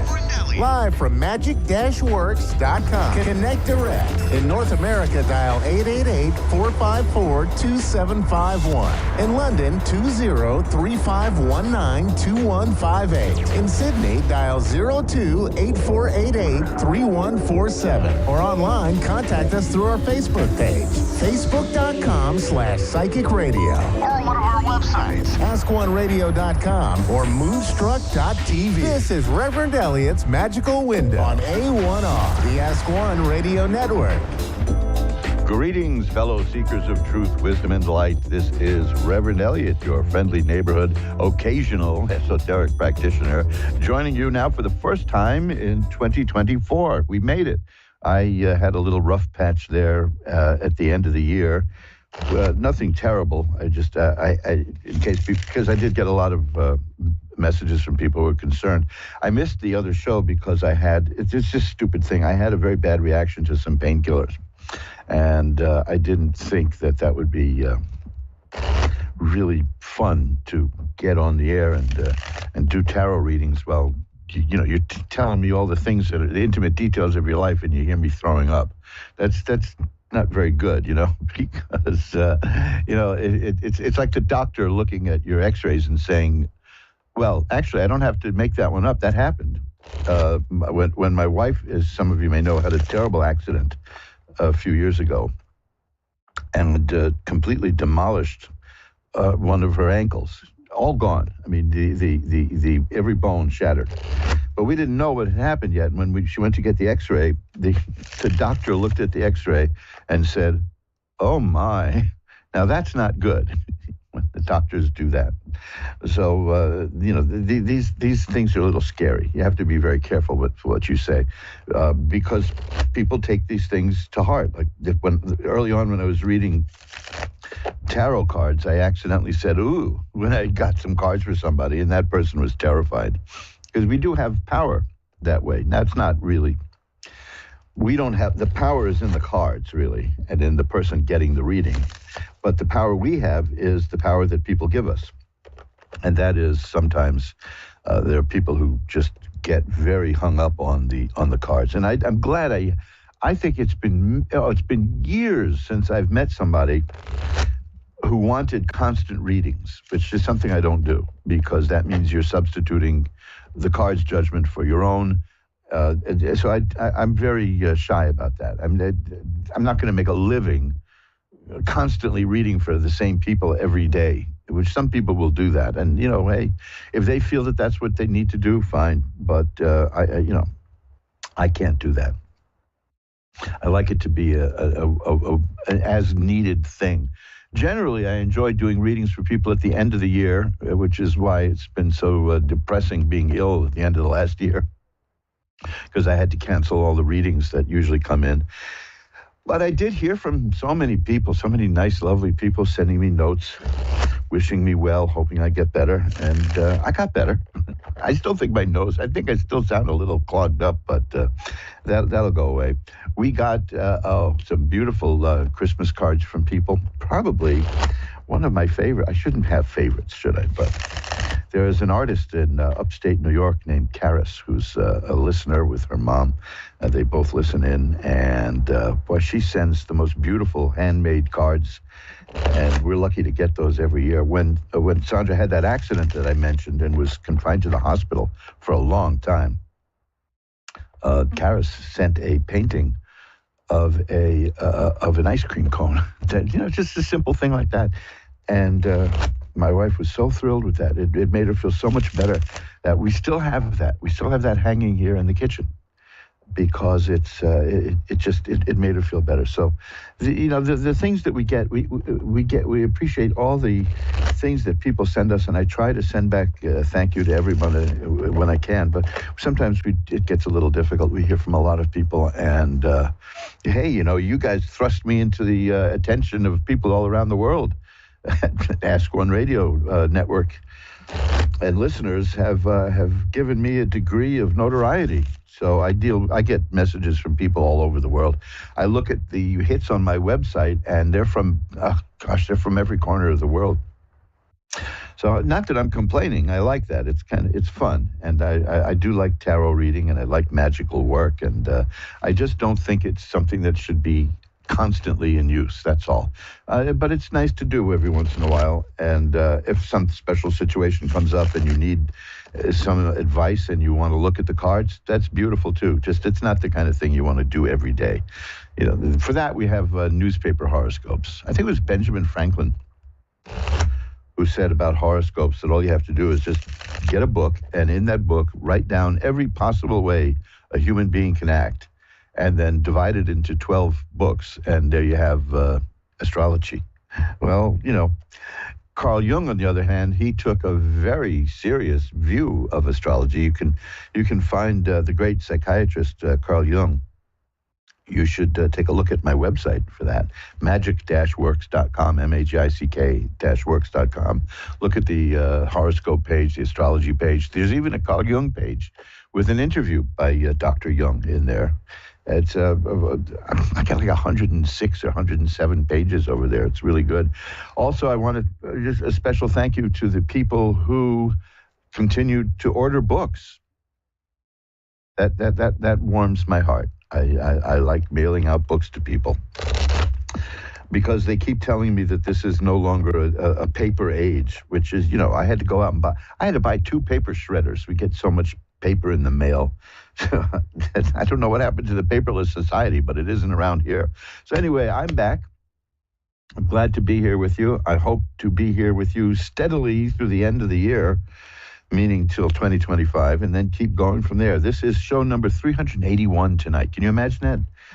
381, and it's my first show, shuffling up the cards there, of year 13, doing Reverend Elliot's Magical Window. And yes, as I mentioned about all the things I get in the mail and all the people who contact me and all the wonderful people I've met, that this experience changed my life. If there's somebody listening now, and I know there's got to be somebody listening who's thinking maybe about doing this, you couldn't pick a better place to do it than Ask One Radio. Let me tell you something. I'm no sucker or pushover, and I've been doing this now for over 12 years. And because I like it. It's fun. It stimulates me.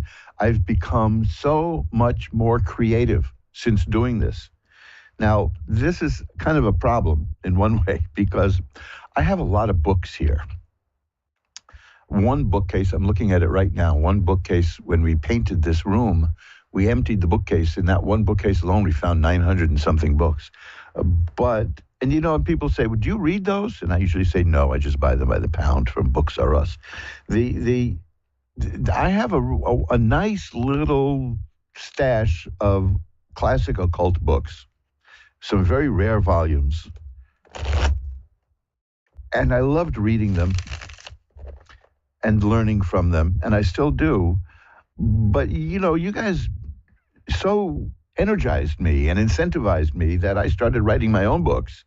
So I don't even get to these books anymore. I'm looking at them now. I think I need to dust them right now, in fact. But gosh, I have so many wonderful magical books. Speaking of books, this is not a plug, although life is one big plug. The more you get to know people, the more interested you are in them. The 10 Lost Books of the Prophets, which is a set of books which is filled with fantastic, in every sense of that word, occult lore. Once again, I had a little bit of a problem with Amazon over that. For some reason, they keep stopping me from listing it there, which is no big deal. I mean, I sold a set through eBay. I have sets that you can buy directly through me. The really shrewd buyers will buy the books through the printing plant where it costs less and you can get them at your own speed. You don't have to buy all 10 at once. But this time I was prepared, and the last time they did this was in the end of last year, and that last year, for 6 months of the year, those books were not on sale at Amazon, and they were still the biggest seller I've got. that show you, and it's not cheap. That's one of the reasons they don't sell a lot, if you know what I mean, because they're rather expensive. But I think that they're worth it, and I don't push them, but I do let people know about them. But I just want to let people know, if you haven't been able to find it on Amazon, it's backlisted again. I went right to the CEO. I did that at the end of last year when they had a problem with the listing, and it's not even there's anything wrong with me selling it. They don't even know why this is happening at Amazon, because the algorithm keeps flagging it for some possible pricing violation, which is ludicrous, because if you look at it, it's 10 books and it's under $8.95 a book or so. It's under $9 a book for 10 books each. So as you see, that adds up, but it's worth it. But we worked it out this time in a matter of about a week instead of 3 months. So if you're interested, look, resolutions, right? New Year's resolutions, blah, blah, all that. If you want to study more about the esoteric arts, and you don't want to have to build up an immense library from scratch, get the 10 Lost Books of the Prophets. These were little books that were published by an occult house and sold through the direct mail catalogs, hoodoo catalogs, and things like that, starting in the 1930s up into the 1950s or so. And about $200 or so will get you one copy of one of the 10 books in the original set. Over the years, I managed to pick up and then resell here and there original sets. So I have... And I'm the only one who's got this, and you can get it in paperback or hardcover. This is why I mentioned this, because I know people were looking for it and it was gone for a while. Paperback and hardcover in a large format, easy to read, the 10 Lost Books of the Prophets, which is filled with occult. Now, I'll be honest with you, because that's, I kind of dig honesty, These books are compilations of things that are found in a bunch of occult books. And that, of course, is disappointing to some people. And I try to make sure that people understand that, because, well, if you have a large occult library, you probably don't need these. But if you want to have something to begin with a basis, and something that's accessible and easy to read, and it isn't filled with bizarre jargon, this book, these 10 books synthesized the knowledge and lore from several other books. And it's worth doing just for that. And I spent a year, here comes the sympathy part, right? I spent a year rectifying and restoring a set of 1938 books, because they were riddled with typos. And the only way you can fix that is to have several different editions and compare them, which I did. So this is one of the reasons it took me a year to do these, but I'm so happy when people buy it, because these are wonderful, wonderful, wonderful books. You can find, just go to 10lostbooksoftheprophets.com. That's the website that has all the options if you want to buy it. You can buy it from Amazon, you can buy it from eBay, you can buy it directly from me. You can buy it from the printing plant at your own speed, and there's a code there. And if the checkout code doesn't work and give you a discount, just drop me a line and I'll get another code for you. But there you go. I mean, because it's that time of year, and say, well, I want to do this. I want to do something new. I've always said I'm going to study this. I'm always, so this is the way to do it. The 10 Lost Books of the Prophets will get you started on the Western esoteric tradition. Now, if you want to learn about tarot, hey, there's no two ways about that. You get Reverend Elliot's Magical Window from Amazon.com, and that comes with a CD of actual readings to listen to. I know people aren't big on CDs these days, but you'll probably be able to play that or download it or offload the contents. And at some point, I think I'll just do another version of that book with a flash drive. But for now, there you go, the 10 Lost Books of the Prophets, and I'm working on a biggie. I'm working on a very big thing. I'll spill the beans now for you, between you and me. Don't tell anybody about this, just between us. It's called Vision Power. That's going to be a kit that consists of many different books and videos and audio recordings. And that will be available with a book of its own. and a flash drive that has loads of stuff in there to give you all kinds of interesting occult techniques in terms of remote viewing, astral projection, you name it. It's going to be great. I've only been working on this for years. It's called Vision Power, and maybe I'll put a little something about it on my website, a little something about it at the tarot page at Facebook. Who knows? But it's. I've been so laid up this year, the last few months, that I'm just eager to get going and do stuff. And if you feel the same way, that you really want to maybe get even deeper into the esoteric side of things and learn how all this works, you can't do much better than getting the 10 Lost Books of the Prophets and a copy of Reverend Elliott's Magical Window. Oh, there's also my book, Reverend Elliott Explains It All, but that's, I don't have the nerve to say that's an essential book, But I think these two, I think the 10 Lost Books of the Prophets, that is essential. So it took a year to restore it. Anyway, there you go. We're here now. And let's see, we're going to, here's how we do it. See, look, I've been so long since I've done this, but I remember how to babble incessantly, so that gets us off to a good start. We're shuffling up the cards here. We're going to go look through the magical window for a first caller in a moment. But first, I'm going to ring a bell 3 times to declare and establish sacred space. And now we pull back the curtain on the magical window for Karen in La Puente, California. Hi, Karen. You're on with Reverend Elliott. Hi, how are you? I'm doing well. How are you tonight? I'm all right, thank you.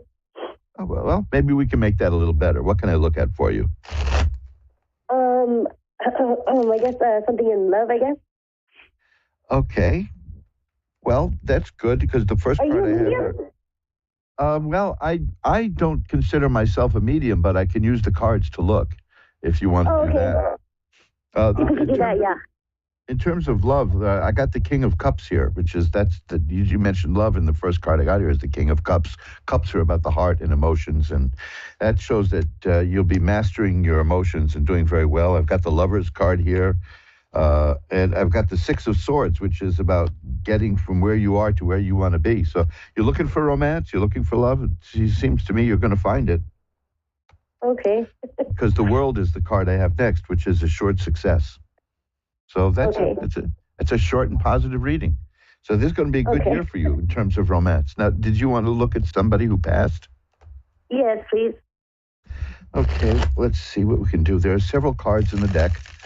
The regular listeners know, because I say this all the time, I precede these readings. If I find like the Death card or the High Priestess card, certain cards like that, that means that there's a message coming through.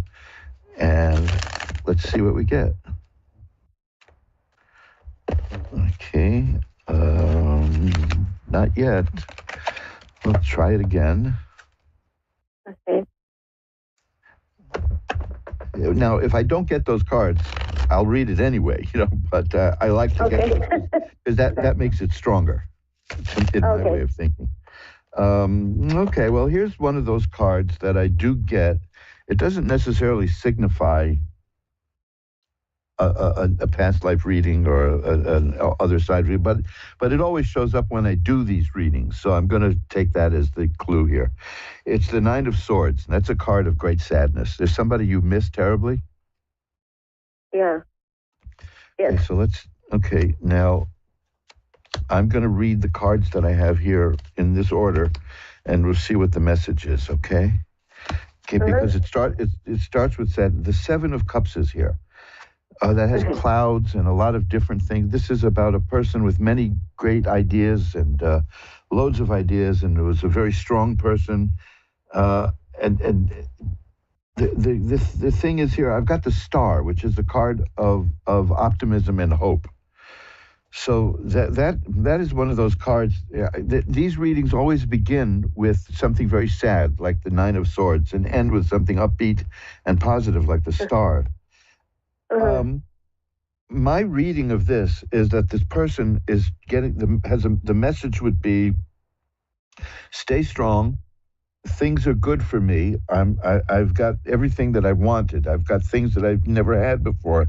That's the Seven of Cups, which is a card of somebody who may not have had exactly what they wanted here on the plane of existence of Earth, but is now able to face everything and has more power to get what they want. I have the Ten of Cups, which is of great happiness. These readings almost always start with great sadness and end with happiness.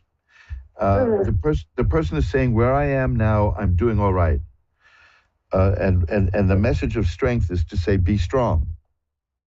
Okay. Here's the Death card. That's one of the cards, obviously, that I look for.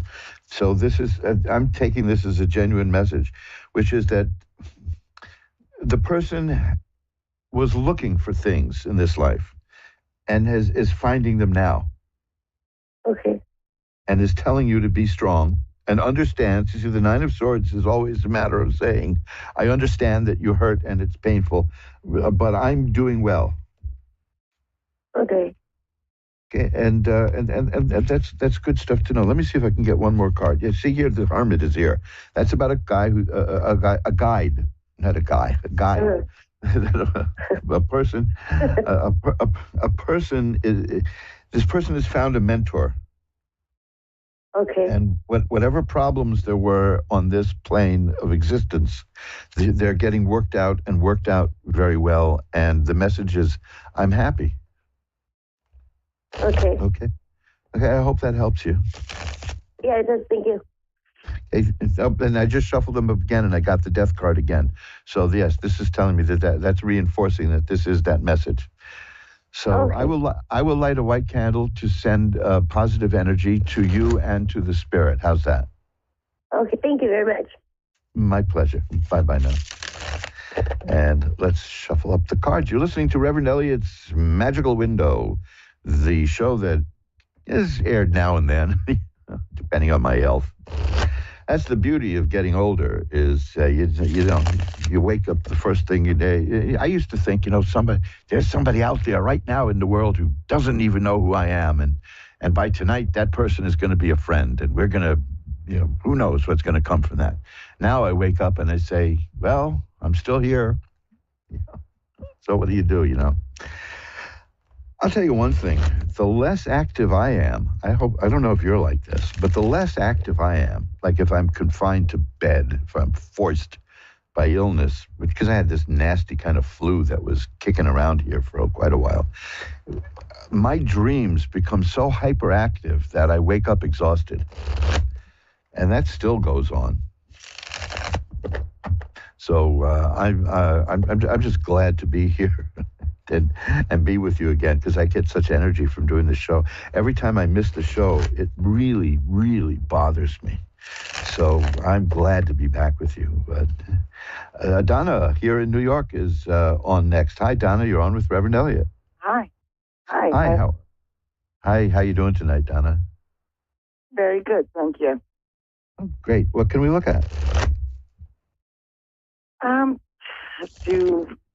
Any messages for me? I don't have any specific questions, really. Well, okay, let's see what we got here. Are you a medium also? You're a medium? Well, the cards can kind of fill that function. I can do that. Okay. That's what I heard with the last reading. Yeah, that works. I never did any kind of afterlife readings until I did this show, and somebody asked me, so I figured, why not? Give it a shot. Yeah. See what happens when it works. Right. The first card I have is the Six of Cups, and that's memories of childhood, generally, and nostalgia. Is this regarding somebody you've known for a long, long time, going way back? Well, there's several people, that I'm kind of thinking of. So, probably yes, absolutely. Okay, well, if that applies to somebody, this is the one that we're looking at this point. Okay. There were problems with the person. Something happened. This person was not being treated very well, was not being treated very fairly. Is that true? I'm not sure. Okay, well, that's fine. Because I've got the Five of Swords, and the fives are very difficult cards. and gloomy and dark, and it generally means that somebody was mistreated. Well, of course, obviously the answer is at some point or other we've all been treated badly, unfortunately. But this would be a particularly big thing in that person's life. Well, the point is that the next two cards are fabulous. Remember, I said, you heard the other call. I said they usually start off sad and end up happy. The next card is the Wheel of Fortune, which indicates that things are changed. It changes. And the card after that is the Ten of Cups, which is great happiness and joy. So that's, again, it's the same kind of message, which is that it's about happiness. It's about where the spirit is, there's growth and there's happiness.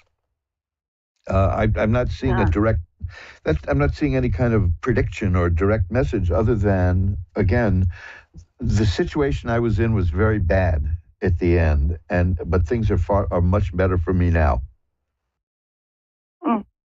Here's an angel. This Temperance card is an angel, and I get that a lot with these readings because a lot of us, our life gets out of balance, and I am no exception. So this is just the human condition. And the card of the Temperance angel means that temperance and balance has been restored. So what the message I'm getting from the person is that what was missing in life, I'm getting now. I like to believe that this is like these messages are like preparation for coming back and doing better. That's I know the idea of coming back scares a lot of people. Woody Allen notoriously said, "You mean I'd have to sit through the ice capades again?" But this is the. I've often wondered about reincarnation. Can you be reincarnated in the past? You see, that would be fascinating. Who says that time has to be linear from A to B to C? Right? It could go backwards, couldn't it? And couldn't that explain why somebody like Leonardo da Vinci would invent a parachute when there was literally no need for parachutes in his day? What was that about, right? Yeah. So I don't know. But what I'm seeing is the message is from a person who's saying that they have very fond memories of you. That's the Six of Cups. The Five of Swords says that life was very difficult for me, but the Wheel of Fortune says that changed, and the Ten of Cups says that it's very happy now, and the Temperance card says the happiness is because balance has been restored in my life. Now, here's a card I get all the time for these readings, except I didn't get in the last one, so it's not really all the time, but you know what I mean. The Ten of Swords. The Ten of Swords is a card that means the worst is over, and that's good to see. The message that you're getting is from this particular person, if you know who we're dealing with here, is I've got many happy memories of you. Things were very tough for me near the end, but it's changed now, and I'm happy. I'm in balance, and all the bad stuff in my existence is over. Okay. So, I think it sounds like it might be my friend Robbie. Okay, that's good.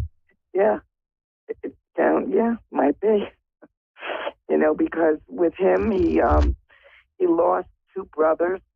Oh, he was God. the last one left. Then he lost his dad. This is when he was young, and then his mom passed after him, but he passed from cancer, so it was difficult. His life was difficult. He went through some bad times himself. And I'm imagining that everyone passed and now he's reunited with them.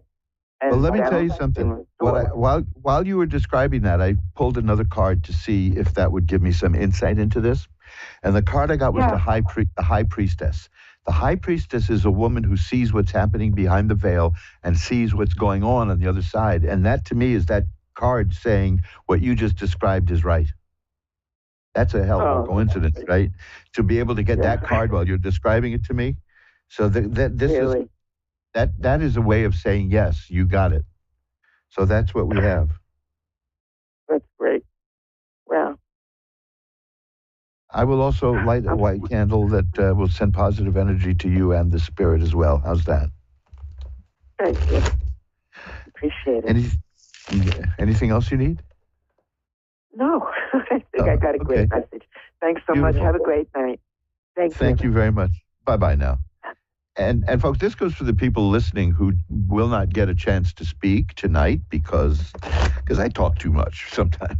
But or the people who get a phone call. After the phone call ends, if you think of something else that you wanted to go into and you forgot, because you're on the spot here, and I know how difficult that is. I really appreciate, by the way, the effort it takes for a lot of people to be able to essentially just talk to somebody you have no idea who it is and open up about things in your life. So, that takes courage, and I absolutely applaud all the people who call in or want to call in, and the listeners, you name it. But the callers are extra special for being able to do that.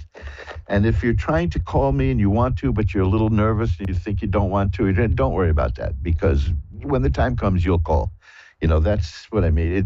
You can't rush these kind of things. Let me tell you something. This comes under the heading of babbling. Many years ago, and I mean many, many, many, a lot of you weren't born yet, I wrote jokes for comedians here in New York. I was making a little bit of money and getting a reputation writing jokes for comedians. And like a lot of people in that position, I was very frustrated by seeing how these people ruined my work. I was an artiste. I was writing jokes, good jokes. In any case, there's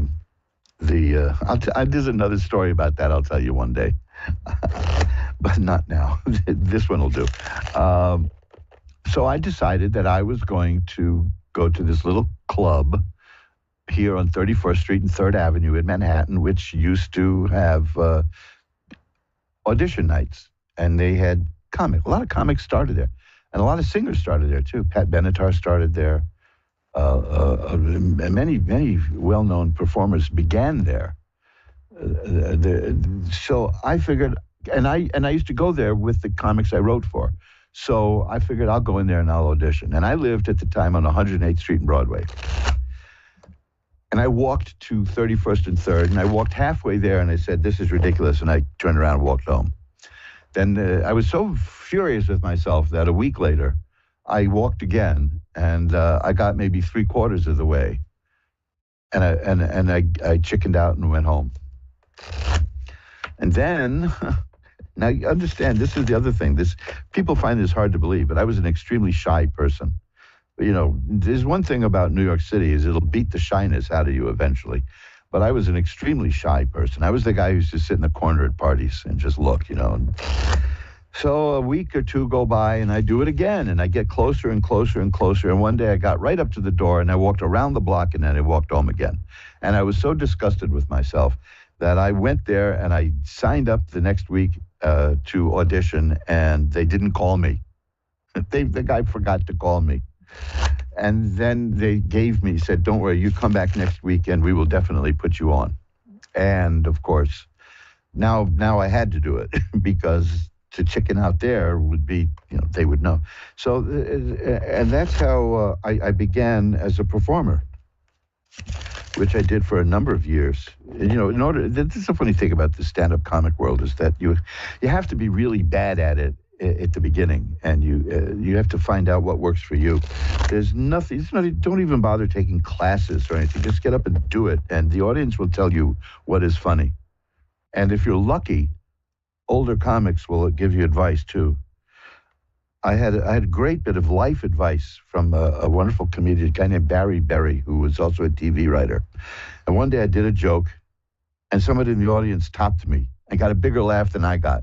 I was furious, So I said to him, what do you do? What do you do when someone in the audience tops you? And he says, you know what you do? You laugh, because it's funny. That's all they want, is to see you laugh. And then you laugh. And then after the show, they're gone and you're still there. And now you have that line, you can keep using it for yourself.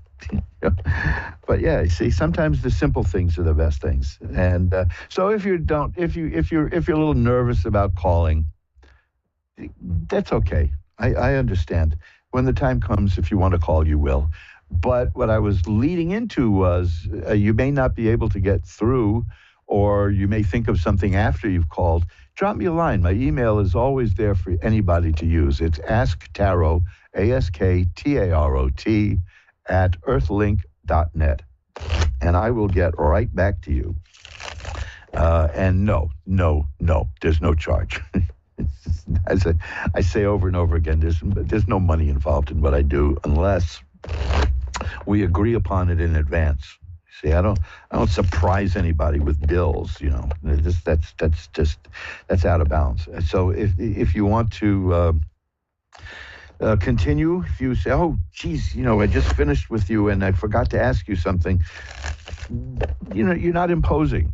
We'll just take a look at that when you send me an email. AskTaro@earthlink.net. You can also find me through AskOneRadio.com. And you can find me through magic-works.com. There is a page there for contacting me. So now we're all shuffled up and, oh God, now, Jenny in Nebraska City, Nebraska. Hi, you're on with Reverend Elliott. Hiya. Happy anniversary. Thank you. And, I was laughing when I looked and saw where you were because I said there was another story I wanted to tell, but I'm going to save it for another time. There was a woman from Nebraska who became a movie star for a while, really chewed me out over being a comedy writer.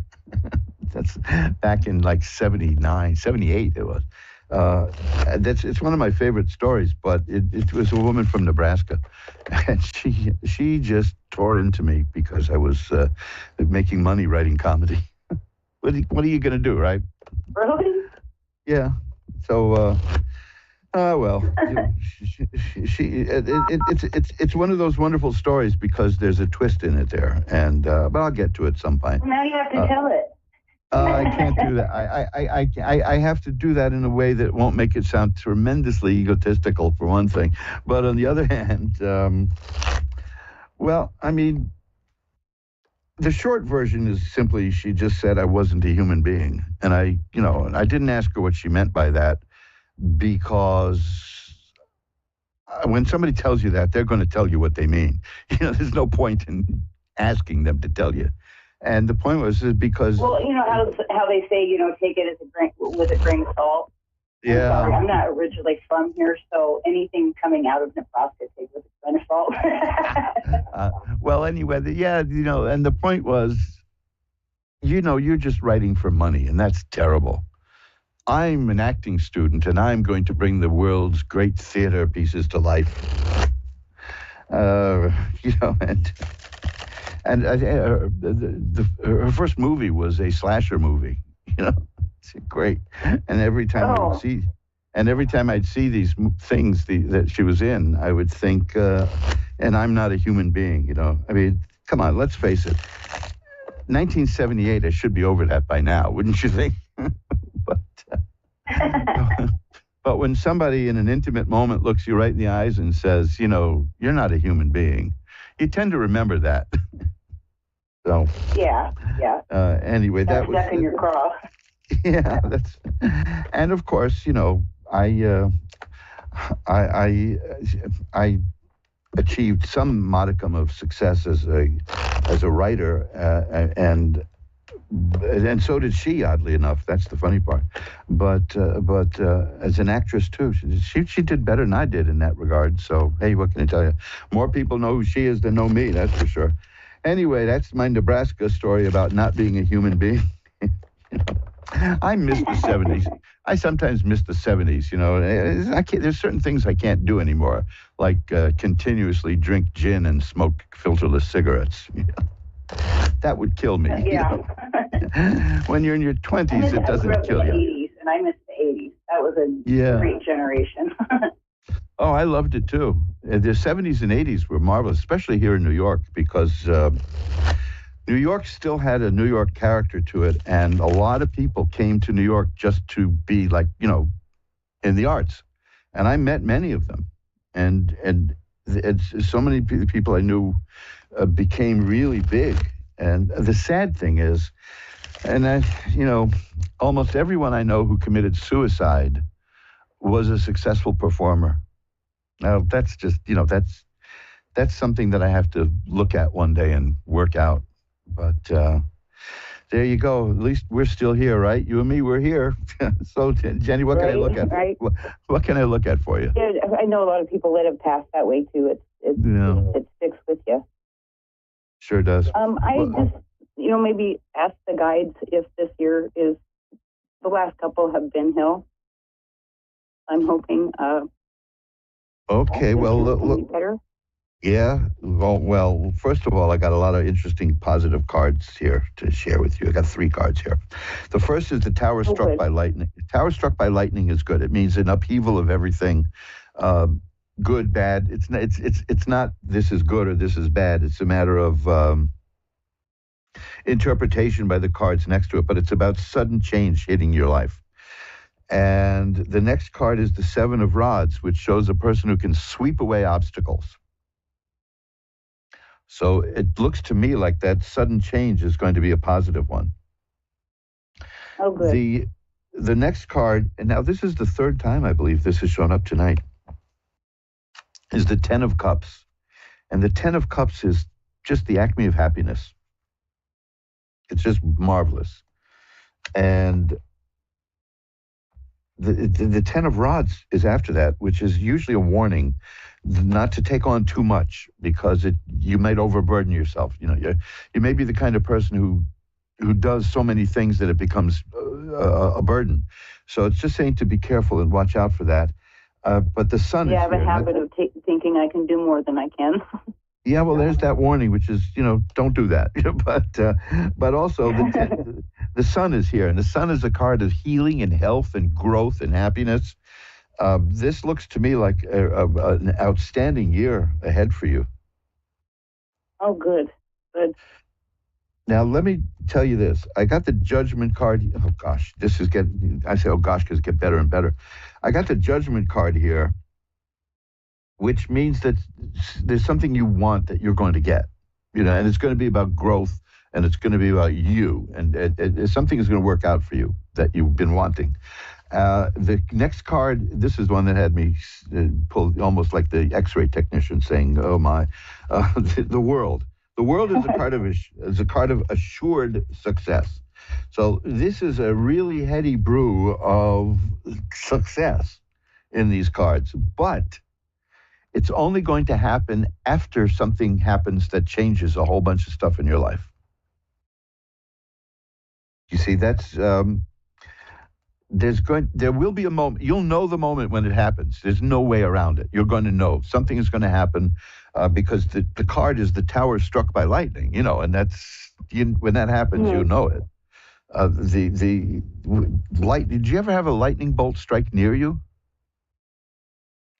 Because that you know that. Within a couple miles. Oh no, I mean like feet. I used to take pictures. Oh, we had an experience here one time where a lightning bolt in August one year, it hit a tree in the backyard of the apartment building we were in. And that was the loudest bang I'd ever heard. And I accidentally walked by a construction site once when they set off dynamite. And this was louder. The worst part of it was that the building had just gone to a computerized heating system, and that triggered the computer. So in August, we had heat coming up in New York. Now, in a New York apartment, even if you get heat in August, you don't complain, because you're never going to get heat. But yeah, so you're going to notice something dramatic and big is going to happen. It hit you, is going to come, and you're going to notice it. It may be disorienting. Last summer, we had a lightning bolt hit a tree 2 houses from me. Yeah, that'll do it. Burnt wood is very good, by the way. If you can get wood from a lightning-struck tree, a hoodoo practitioner will buy that from you. Just keep that in mind. Oh yeah, there's look it up sometime to see, because I don't want to go into it now. We're almost rounding to the end of the night here, but that happens like yearly here. Yeah, lightning-struck wood has powers, has esoteric, occult powers. So see what you can do. Wow. So when this happens, your initial response is going to be probably one of surprise and shock, whatever happens. Now, I can't say that it's going to be good or bad. That's a value judgment. That doesn't even matter at this point. But something big is going to happen suddenly that will change things in your life. And when that happens, just keep in mind that means that the big changes and the good stuff, that now is on the way. because immediately after that, you get the 7 of Rods, which is about sweeping away all difficulties. Then the 10 of Cups, which is about perfected happiness and joy. And then you have the 10 of Rods, which is a warning not to take on too much. Then the Sun, which is health and healing and growth and happiness, and Judgment, which is a rebirth that gives you what you wanted. And then the World, which is assured success. So you see, it may look startling when whatever it is that happens, but it's going to be the harbinger of a whole new life for you, and one that you've been wanting. Okay. That's going to be the beginning of what's good to come. Yeah, the tower struck by lightning is the beginning. This reading will be at the Ask One Radio archives in a day or so. You might want to listen to it because you could write down the cards or whatever. But the main thing is this tower struck by lightning says that something unexpected and big is going to come and change the course of your life. But the rest of it is going to be good from that point on. So don't let it, good change, whether it's good or bad, bothers people. You get. They tell you that you get the same psychological stress evaluation results from a marriage as you do from a divorce, because it's not the quality of the change, it's the fact that there's a change. So there's a big change headed your way, but it's going to signal the beginning of all this good stuff in your life that's coming. Okay. So keep an eye. Yeah, you don't have to go around worrying about it. Because it's. Oh no, I'm not. Happen. I've had enough bad happen that if another bad thing happens, I know there's good coming. Okay, well, it's not necessarily. Yes, it's not necessarily going to be bad. And by the way, you can't be too disappointed going through life expecting the worst. But it. Oh no, I know. My nickname's Sunshine. that was me for a while, always expecting the worst. But it's always nice when good things happen. And after this event, whatever it is life is going to be really good, really good. Okay, and that's because awesome. You're working to make it that way. You'll see. Because that thing about the sweeping away the obstacles, that means you are going to make it a good thing that happens. A lot of times when I'm not talking about like there's always some idiot in our life who you get run over by a truck and they'll say this is a blessing in disguise, and you just want to hit them. But because a blessing that happened for a reason. No, yeah. I should not have gotten run over. But you're going, whatever this is that's going to come into your life and it's going to change things, is you're